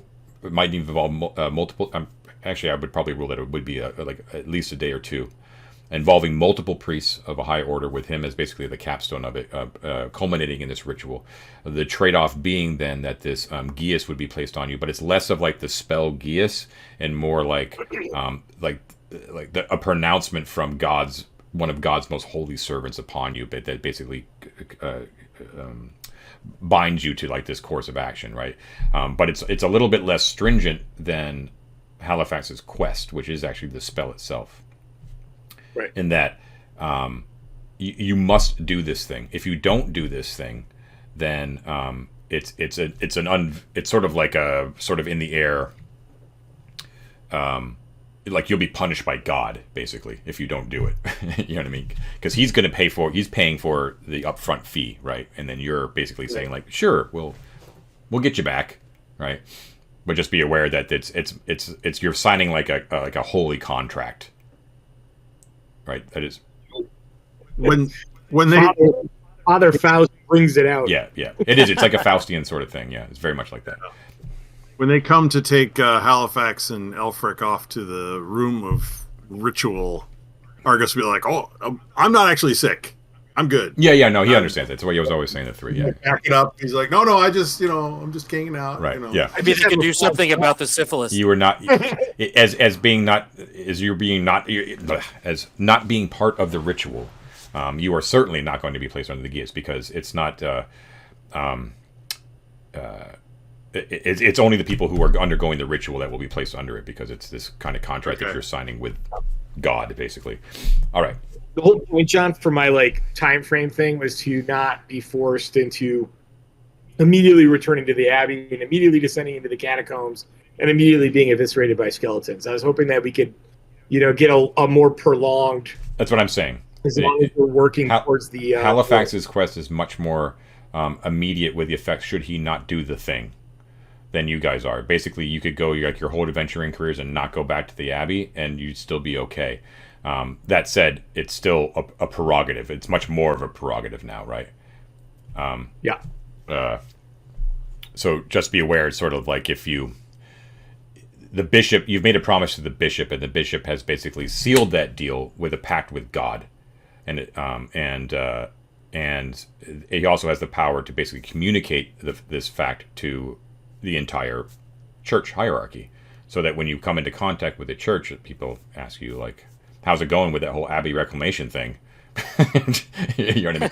Like, oh yeah, we're gonna get right on that. Yeah. No, just be aware that he has a massive amount of influence, and with just a word, within days, you could be shut off from the church and access to, you know, its services and things like that. You know, so just keep it in mind. So, anyways, long story short, is there anything else you would like to discuss with the bishop? No, I thought this went very well. Okay, so we won't roleplay the whole. Sorry, Telling, dude. We can assume Snell is with us for this. Yeah, he's NPC Cloud. It's fine.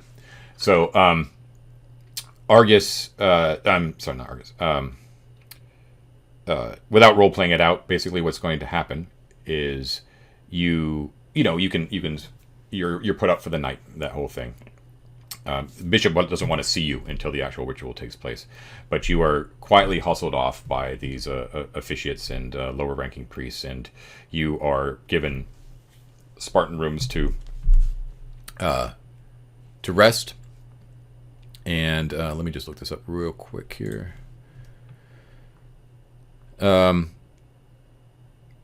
So it's what this place is also known for, the Bishop's Palace, is that it has the Episcopal Library here. There's an entire wing that's devoted to the library. And most of it, all imaginable topics, but there's most heavily focused on the chronology of the church itself and the accounts of the deeds and the miracles of the saints. So just be aware that is a resource for you, should you like. Doesn't have to be today, but you know, you have access to Castle Brackenwold. So you are kind of given instructions about what's going to happen. Basically, you're going to have to what's that ceremony called where like a knight has to pray the entire night before he gets knighted? Ribbon, vigil or something. The vigil, right? Yeah. So you have to do like a vigil, right? So where you're basically going to be stripped down. You're going to be wearing like a breech clout, basically, and you're going to go into the chapel that is within the bishop's palace, and you're going to pray all night long, like all together, basically. And these attendants will like wash you physically of your sins, you know, and that sort of thing, and incense and oils and all this sort of stuff are going to be rubbed all over you, and it's just going to be a whole thing. And you have to fast and all this sort of stuff, reflect upon the sins that you may have committed, and because he's basically convinced that if you weren't such sinners, this wouldn't have happened to you in the first place, sort of thing, right? I think that's extremely likely. Don, yeah, don't want to, and Halifax would think, unless this is we're railroaded into. In the gameplay term, but you know, our characters, unless we're physically like shuffled off to this, Halifax would, for beginning this process, he would want to go back out to the map store, knowing that this is something that's either going to like happen every week. But I mean, felt compelled. Yeah, you're definitely through this whole thing. You know, actually, you should go back and kind of say like that. The bishop actually kind of got annoyed at you because you probably gave off an air, even though you were very kind of, you know, talking to him and everything like that you gave off an unconscious air of distraction. Is that you were kind of only half listening to him. In the back of your mind, you're always like, you know, like the visions of the ring and the lady were kind of floating through your head, and you're like, you know, like the next step would be to find a good way to get there, right? You know what I mean? It's right down there at the base of the hill, right? So yeah, that would be that. But yes, in answer to your question, it is not. yeah, they don't have time to well, you want to go shopping? Then yeah, I guess we could wait a couple hours before we do this massive ritual. Right. But they basically is saying tonight you're going to be doing this vigil. So at this time, I need you to return to the chapel and so forth and so on. So if you do want to explore the city or do anything in the city, you can. So going back. Oh. Because I could just go shopping. I'm not going through the ritual. Yeah, you do not know the ritual. They do invite you as companions. And in general, the bishop's sort of an outlier. In general, everyone here is very pleasant. They're quiet. But they do offer, as a companion, you are more than welcome to take part, although you will not receive the actual ritual purification itself. So, there is that. John, is there, I assume there's some symbol or something that we can flash to the guards to get back in and out? Yeah, you are given, like a day pass to the city by the bishop, you know what I mean? Multi-pass. Yeah, exactly. So you just flash this sort of thing, and you can. All right. Okay. Yeah, you're protected by the bishop now and the Lady Aramor. Well, that's passed. The Lady Aramor is done, but so all right, going down to the market again. Yeah. Yeah. Following kind of my flowy sense. Yes. So now you feel like you are on the right path. Like your flesh is literally withering within your own sight, but you're like, this is what I was meant to do. And you go down to the market, and there's numbers of map sellers here. Some of them are obvious, artistic license was taken, similar to the map that you're looking at right now. Can we buy that other map, the one that had the hexes on it? That's the one you want, you're saying? Yeah. I want the hex map. The hex map, yeah. All the little letters and numbers on them. Yeah. That's the one I want. Gotcha. So you do find a map seller, though, that has what you want. Well, we're not going to beat around the bush here. It's your Castle Brackenwold. If you have the money, you can usually get what you want.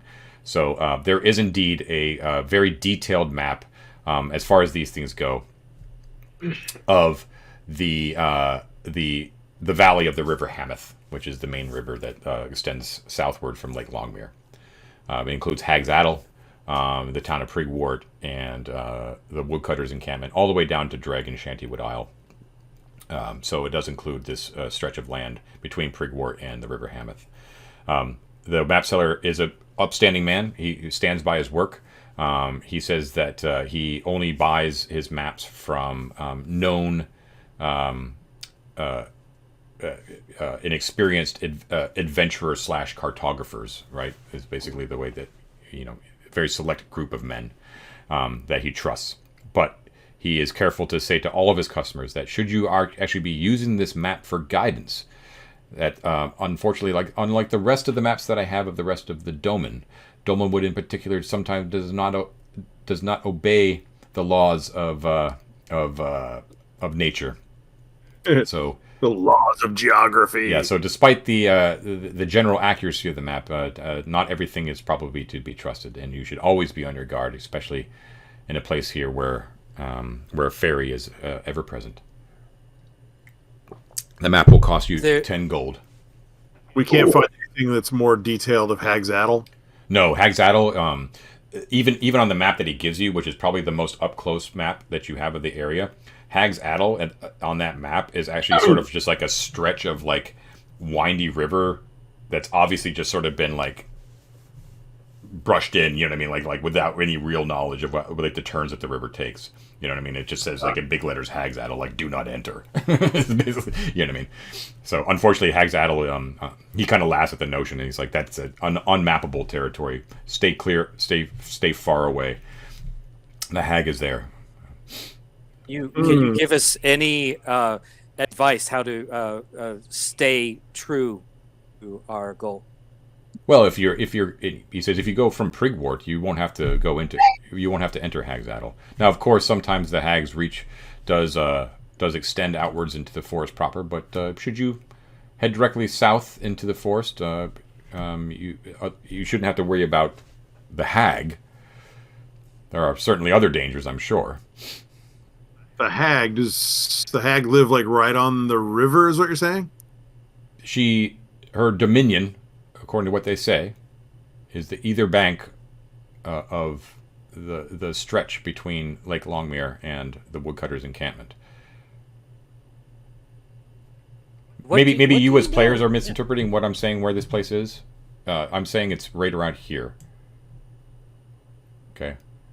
Hag's Addle is all of this stuff right here.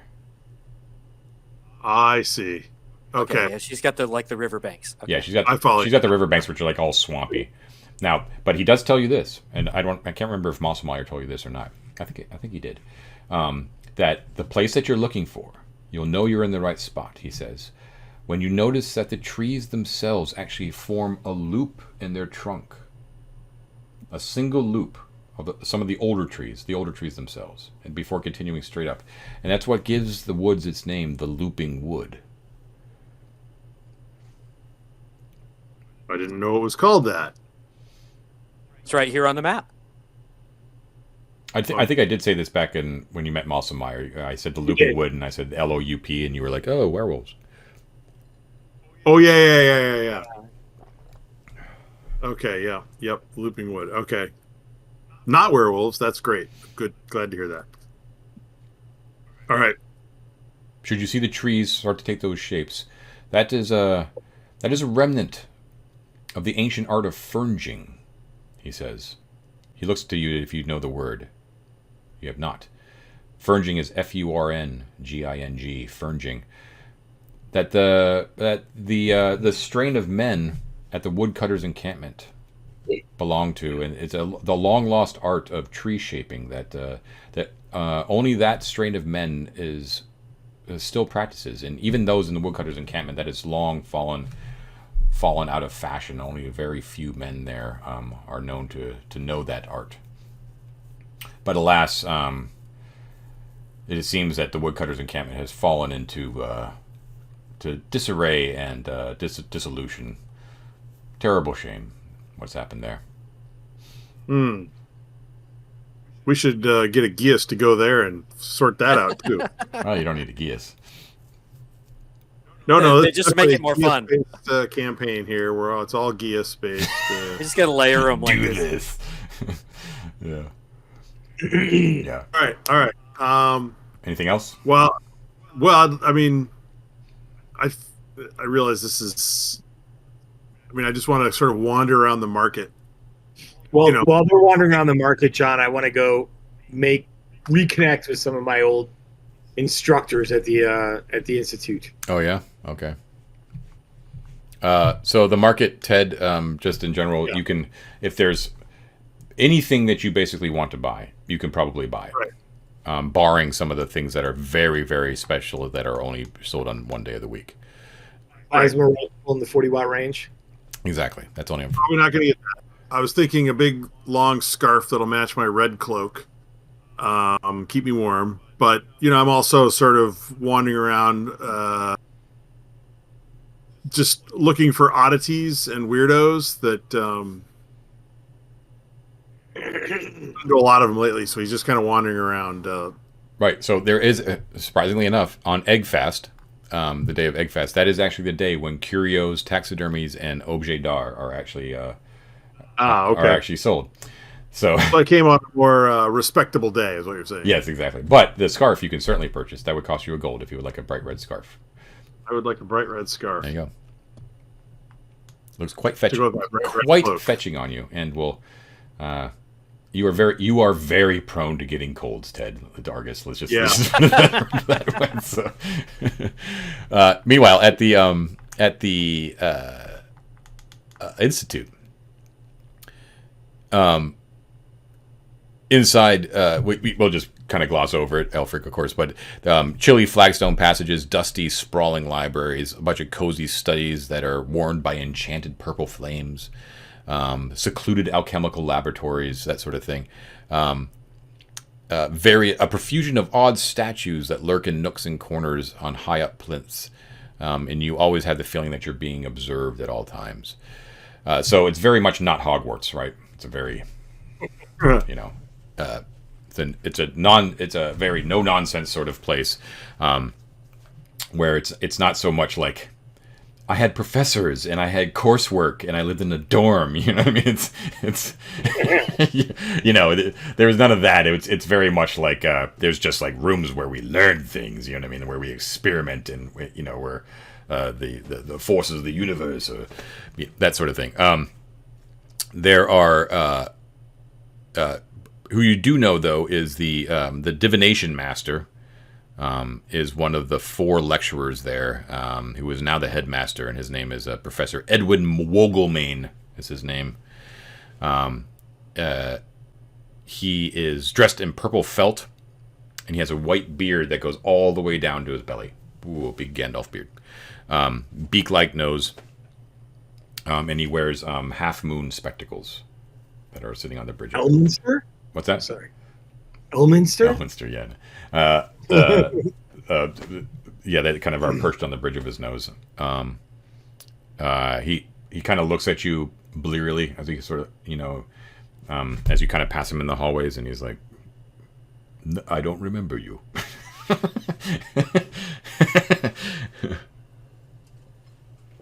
But you are welcome. Master, you didn't predict that I would return? It's actually a good one, actually. Many a hard time did you give me in divinations class. You said I had no talent for it. Well, I'm glad to see you're doing well, my boy. Well, except for this like case of death rot that I'm about to get rid of, but yeah. Well, he actually, like, this is actually a difference between almost everyone else you've met. It's like, the death rot, you say, and he, like, these claw-like hands sort of come out, and he grabs, like, your forearm that is, like, just mottled with black at this point, you know what I mean? And he's like, let me see it then. And he looks at it, like, turns your arm over, and he's, like, feeling all, like, the black mottle thing, like, with no apparent unease at all, just looking at it. He's like, hey, that's the death rot. Gloam, was it? Yeah. Got rid of it, did you? At the old Abbey west of Prigwort. Bad news up there. Bad news. Well, learned your lesson, I assume. We killed it with the help of Harrowmore's knights. Yeah, well done. Did you take a remnant of it? Not much of a remnant left. After one of the priests cast a dispel evil on it, it just kind of disintegrated on us. That's a shame. Collectors they are. You get any of it? Hi. What did it collect? Teeth. Teeth, you got any? Master. I do. Well, hand them over. I hand them over. All right, good. Good boy, good lad. He kind of pats you absentmindedly on the head and goes tottering off down the hall. I'm going to the library, and I want to go and research everything I can about the old Abbey and its curse before we go meet back up at the vigil. Okay, cool. I'll give you a second. You can find out some shit. You guys go shop for scarves. I'm going to go save our asses. Muppets.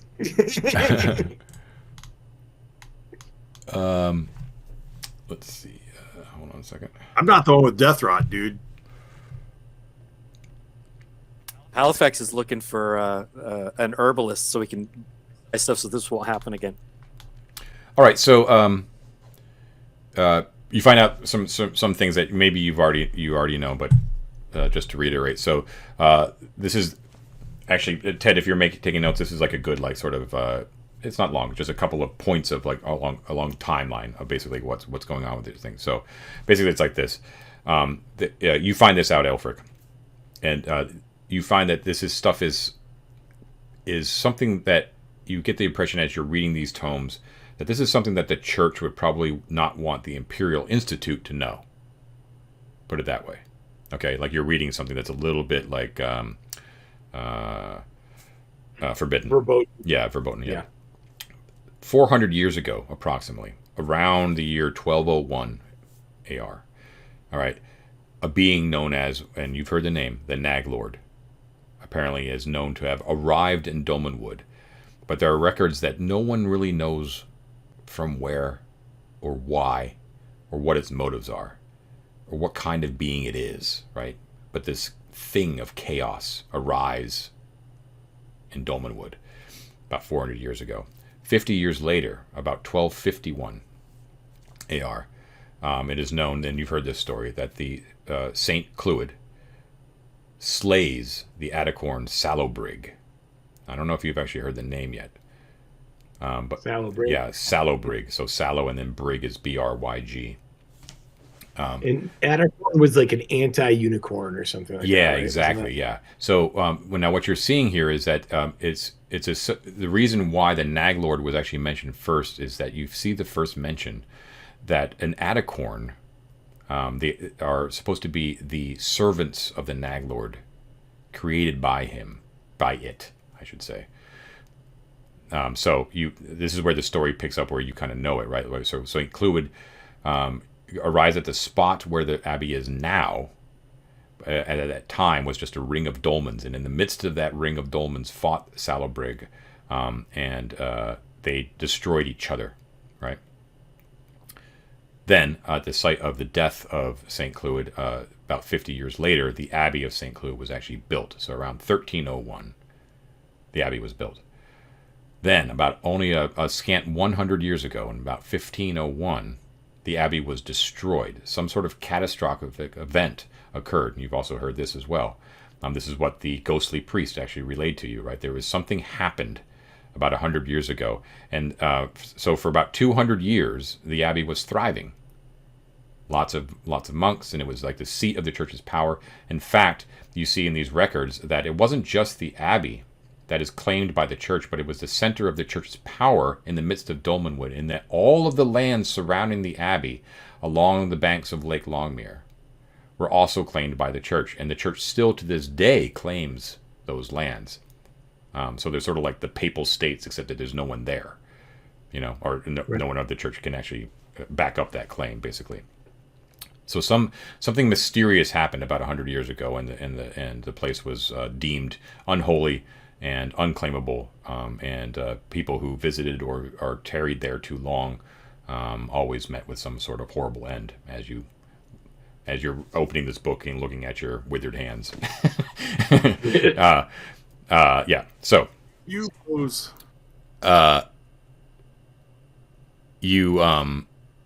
There's a lot of what do you call it? Speculation about exactly what what is there at the Abbey right now. So there's rumors that there's like a secret vault that lies beneath the chapel, that is warded against intrusion, but houses like the holy relics of St. Clwyd himself. That the crypts beneath the Abbey have been desecrated and are now haunted by unnatural presences. And that's a good bet. Yeah, and you have several parties of clerics have been known to actually have delved into there, but have never returned.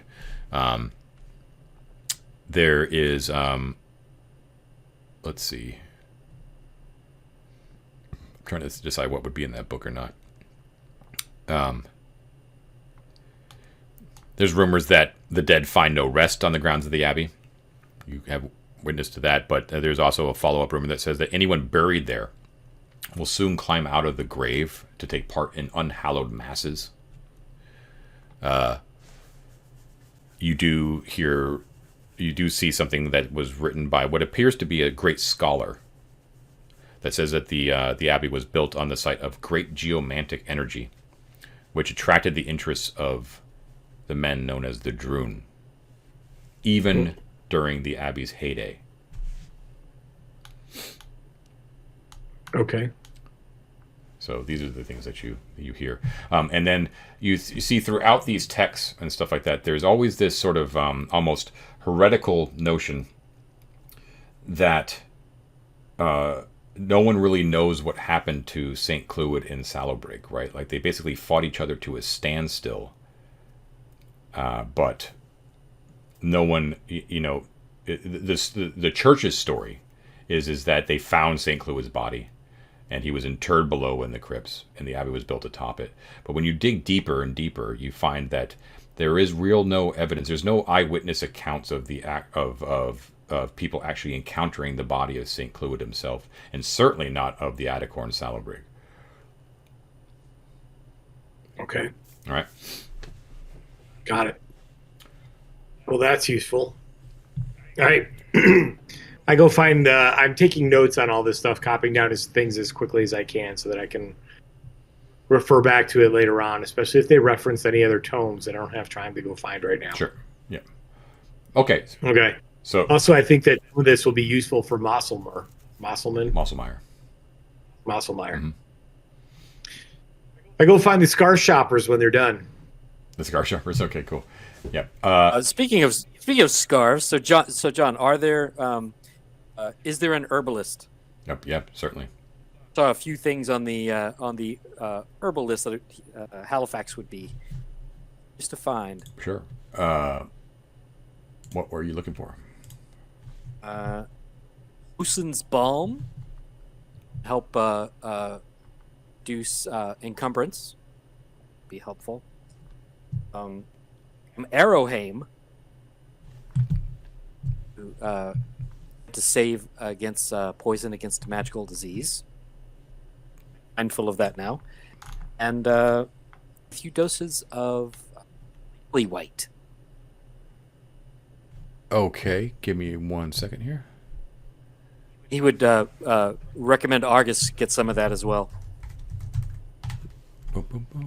Argus be like, "Oh yeah, you think herbs? You put a lot of faith in the herbs?" Absolutely. This lily white, if we can find some, it'll help you sleep better, even when it's cold and rough outside.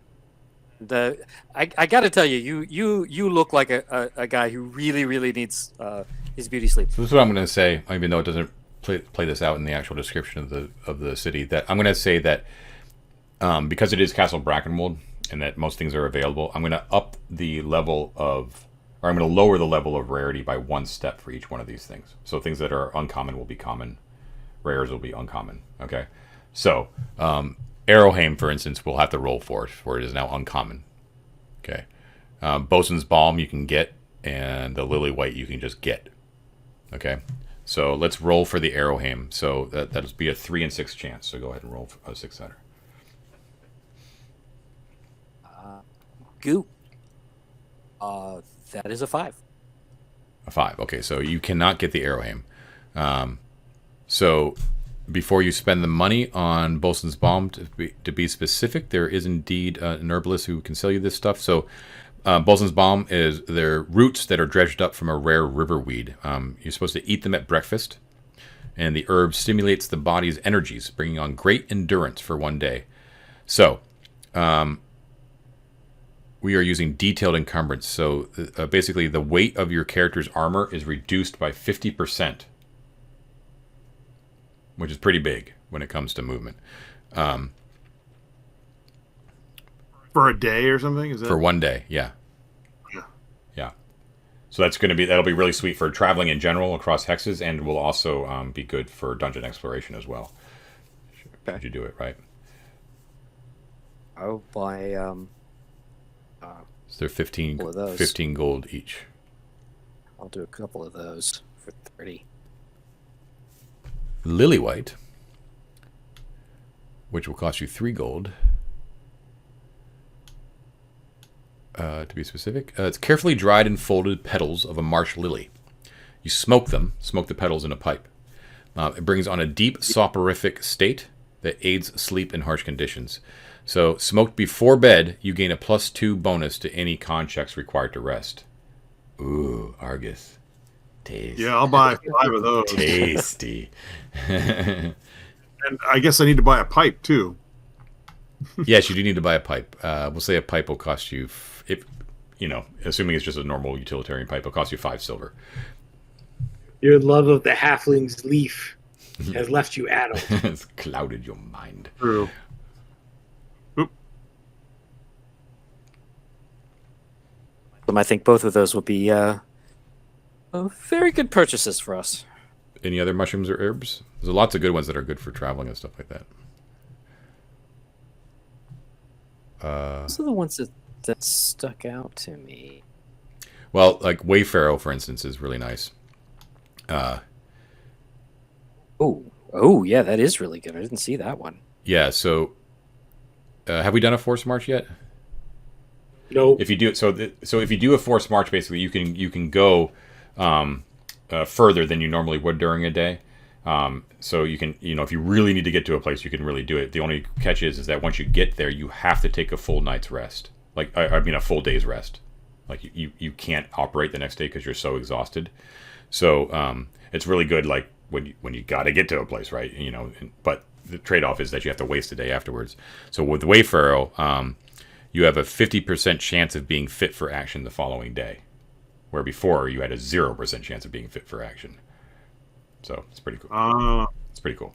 I'm just describing this thing. I'm not saying like you better get it or you're going to be in trouble. I'm just saying like if you Oh, it does sound cool. Yeah. They are the desiccated red berries of a thorny bush, and you chew the berries. Brings on. Oh my god. Brings. I am never taking blood canker. Risk of losing. Oh yeah, blood canker is great. Through that. It's pretty good though. The trade-off is good. It's the rust red dried residue of a slime mold. You mix it with alcohol and then you drink it, and it cures 1d3 hit points. So it's. What if I smoke it? Well, then you're really fucked. Yeah. Yeah, so there's a 2 in 6 chance of permanently reducing the character's con by 1 point. That's rough. But hey, man, when you need the HP, sometimes you got to make the tough calls. All right. This would be funny to get some of that and slip it into Ted's drinks. Thanks, man. So let's end this on the ritual instead of shopping, shall we? Yeah. Yeah. All right. So I'm gonna buy my scarf before we go. okay, 1 GP. Yeah, we can also retcon and go back to the market if you want to when we start up next session. But in general, you spend the day enjoying the markets of Castle Brackenwold and the sights and sounds of the city, and you are very pleased with yourself as you have gotten a deal with the Bishop Sanguine. So once again, the vigil, oils, prayers, rituals, all that sort of stuff. The night of fasting, all that sort of good stuff, and you are feeling as holy as you'll ever get. You were taken. Make sure I get it here. It's a pretty cool place. So there was a bishop named Pastoral II who, about 150 years ago, was enamored of astronomy. And he had several additions made to the Bishop's Palace itself, including what is known as the Stellarium. And it has a map of the heavens that are painted on the ceiling itself. And it has it's actually located directly above the throne room. And then attached to it is the night tower, what's known as the Night Tower, which has a whole bunch of telescopes that are actually aimed at the stars, which is kind of cool. So the ritual is actually going to take place in the Stellarium itself. So it's quite a peaceful and lovely room. So that, you know, the whole, it's like being in the planetarium, right? So the whole ceiling is dark and painted black, and it has like a relatively accurate representation of the night sky in it. The ritual basically takes place. I don't have all the full details, of course, but Ominous. yeah, there are altars that are laid out, and you guys are placed naked upon on top of these altars. And when you see each other in your full forms without clothes on, and you can witness how badly you all look. It's like really, really bad. You know, maybe Argus, are you in the room? Maybe at least watching. I'll go through the cleansing ritual. Argus is a pious guy. Yeah, I mean, this is like a couple's massage. Well, you would go through the vigil, but then you would sort of be invited into the room to sort of be there, but sort of stand off to the side. And so you're also taken aback by just how awful they look. Like their skin is started. You know, I should say, Snell and Halifax look a lot better than Aelfric. Aelfric looks the worst. He's not looking good at all. Does he have buboes? Yeah, he's starting to get the odd bubo. Okay. But it's more like the snaking vein like network of blackness that's basically spreading up. I'm starting to get up to his neck and stuff like that. So it's pretty bad. He's coughing pretty regularly now. So, by the way, Aelfric, ever since you left Prewart along the OSR road, even before you met those women on the road, the sounds of the moaning of the dead ceased, and you did not feel anything in your head.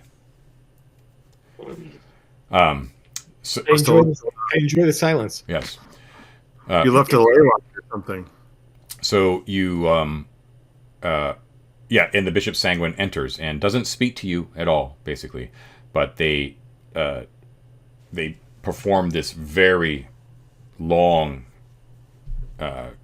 ritual that is all in liturgic that I don't think any of you speak.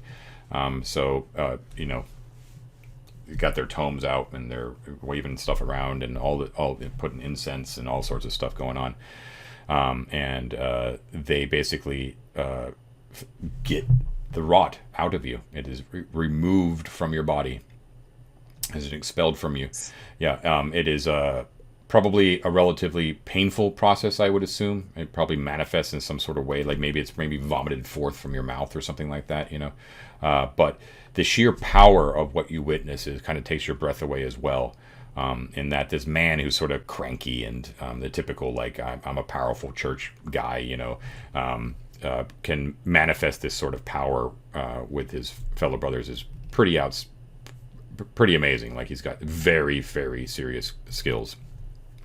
At the same time, you can feel like the signing of the contract basically happen in a certain way. Like the moment that it's expelled from you, you would take on this other burden, equally as weighty, equally as much of a doom in the true sense of the word doom upon you, right? Like not necessarily a bad thing, but like a fate, right, is upon you that you sort of thing. So you are now basically you are tied irrevocably to the church, right? You are now agents of the church, more so than anyone just swearing a vow. It's much more like, you know, it's a cosmic thing with you now, right? Like you're servants of the Peleatic Church.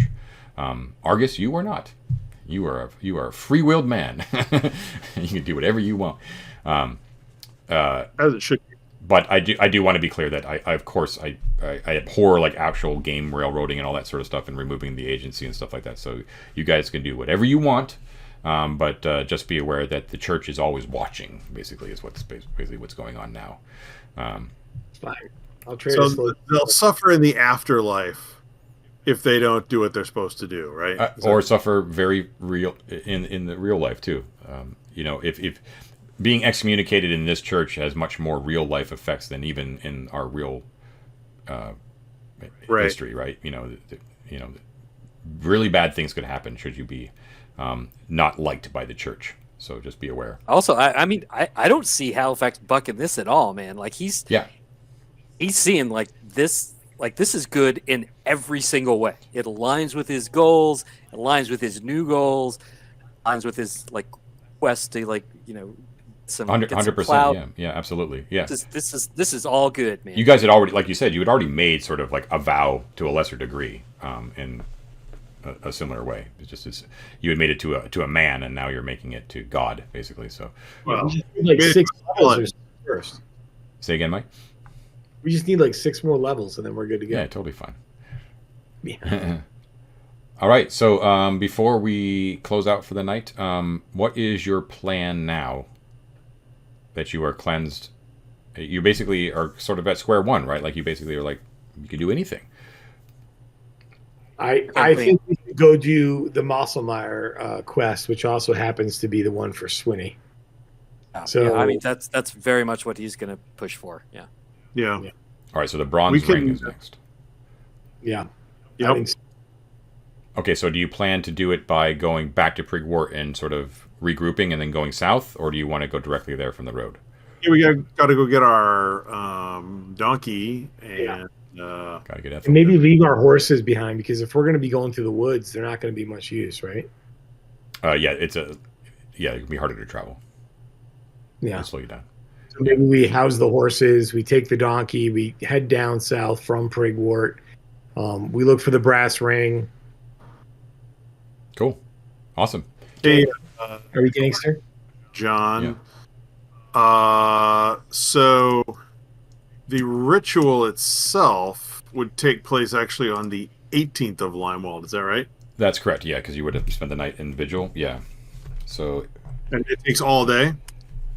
Yes. So it really would be like an all-day thing. So I'm going to say like on the day that you're ready to travel, it'll actually be the 19th. So why don't we, at the very last thing that we do, is roll for weather, just so we know what it's going to be like next time. So, okay. So give me a 2d6 roll, please. I got it. I've got a 10. A 10. Yikes. A frigid mist descends upon Castle Brackenwold. That is going to give you hazy visibility as far as travel goes, which isn't poor visibility, but it's not great. Does Okay. anyone else want to just camp out in town until the weather gets better? You can do that. You can certainly do that. We just roll every day until I'll go with Winter Mapseller. resort? You would have to. So now that the ritual is done, basically, the bishop doesn't come in to check to see how you're doing or anything like that afterwards. You know, it's sort of like you're on your own. So they just with warnings like, you know, always remember the Abbey. But then you're basically shunted off into the city. So if you want to spend days here, you have to spend the money. Right. What's the market on the 19th? Mining tools? What day of the week is that? That'll be Frisk. And it happens to be the St. Albreth feast. Yay! They probably do celebrate it here. Frisk, the market, wines and rare spirits on Frisk. But why don't we attend to that next time? It's getting late. We should probably stop. In the meantime, if you want to stay longer, just let me know next session and we'll go from there. But today on Limewald, there's a frigid mist, so it's probably going to be the iced wines today at the market. Ba-dum-bum. And that is 2 days sleeping. That's 2 more hit True, points. very true. Yeah, so if you are hurt, you get 2 more hit points. I'm back to full, baby. Yeah. You are given lodgings during the course of the ritual. The night of the 19th, though, you are on your own as far as where you like to stay. But Get out. there are plenty of nice places around here. All right, guys. Once again, that was an awesome time. Well done with talking to the bishop. It was not a foregone conclusion, so I was interested in hearing what you guys had to say, and you did it pretty awesome. So congratulations on getting rid of the death rot. That was a good suggestion, Mike. I was 100% convinced we were going to be out digging up fucking roots and shit in the woods. I didn't think. Lost, cold, dying. Yep. Oh, so much good shit in the Golden Wood, but that's okay. All right, We'll get there. Jim. I know. We'll get there. So many hexes, so little time. Okay, so I think we will see you all next week, I believe, unless something comes up. But other than that, I think we're good to go. So everyone, thanks again for watching. Really appreciate everyone, all the support and all the great comments. Please like and subscribe and share the channel. It would help us a lot. And we will see you guys all next time. Have a great week, everybody. Take care. And if anyone wants to write more poetry about the game, feel free. Yes, That's yes, we love the poetry. We love any sort of user input. Take care, everyone. Have a good week.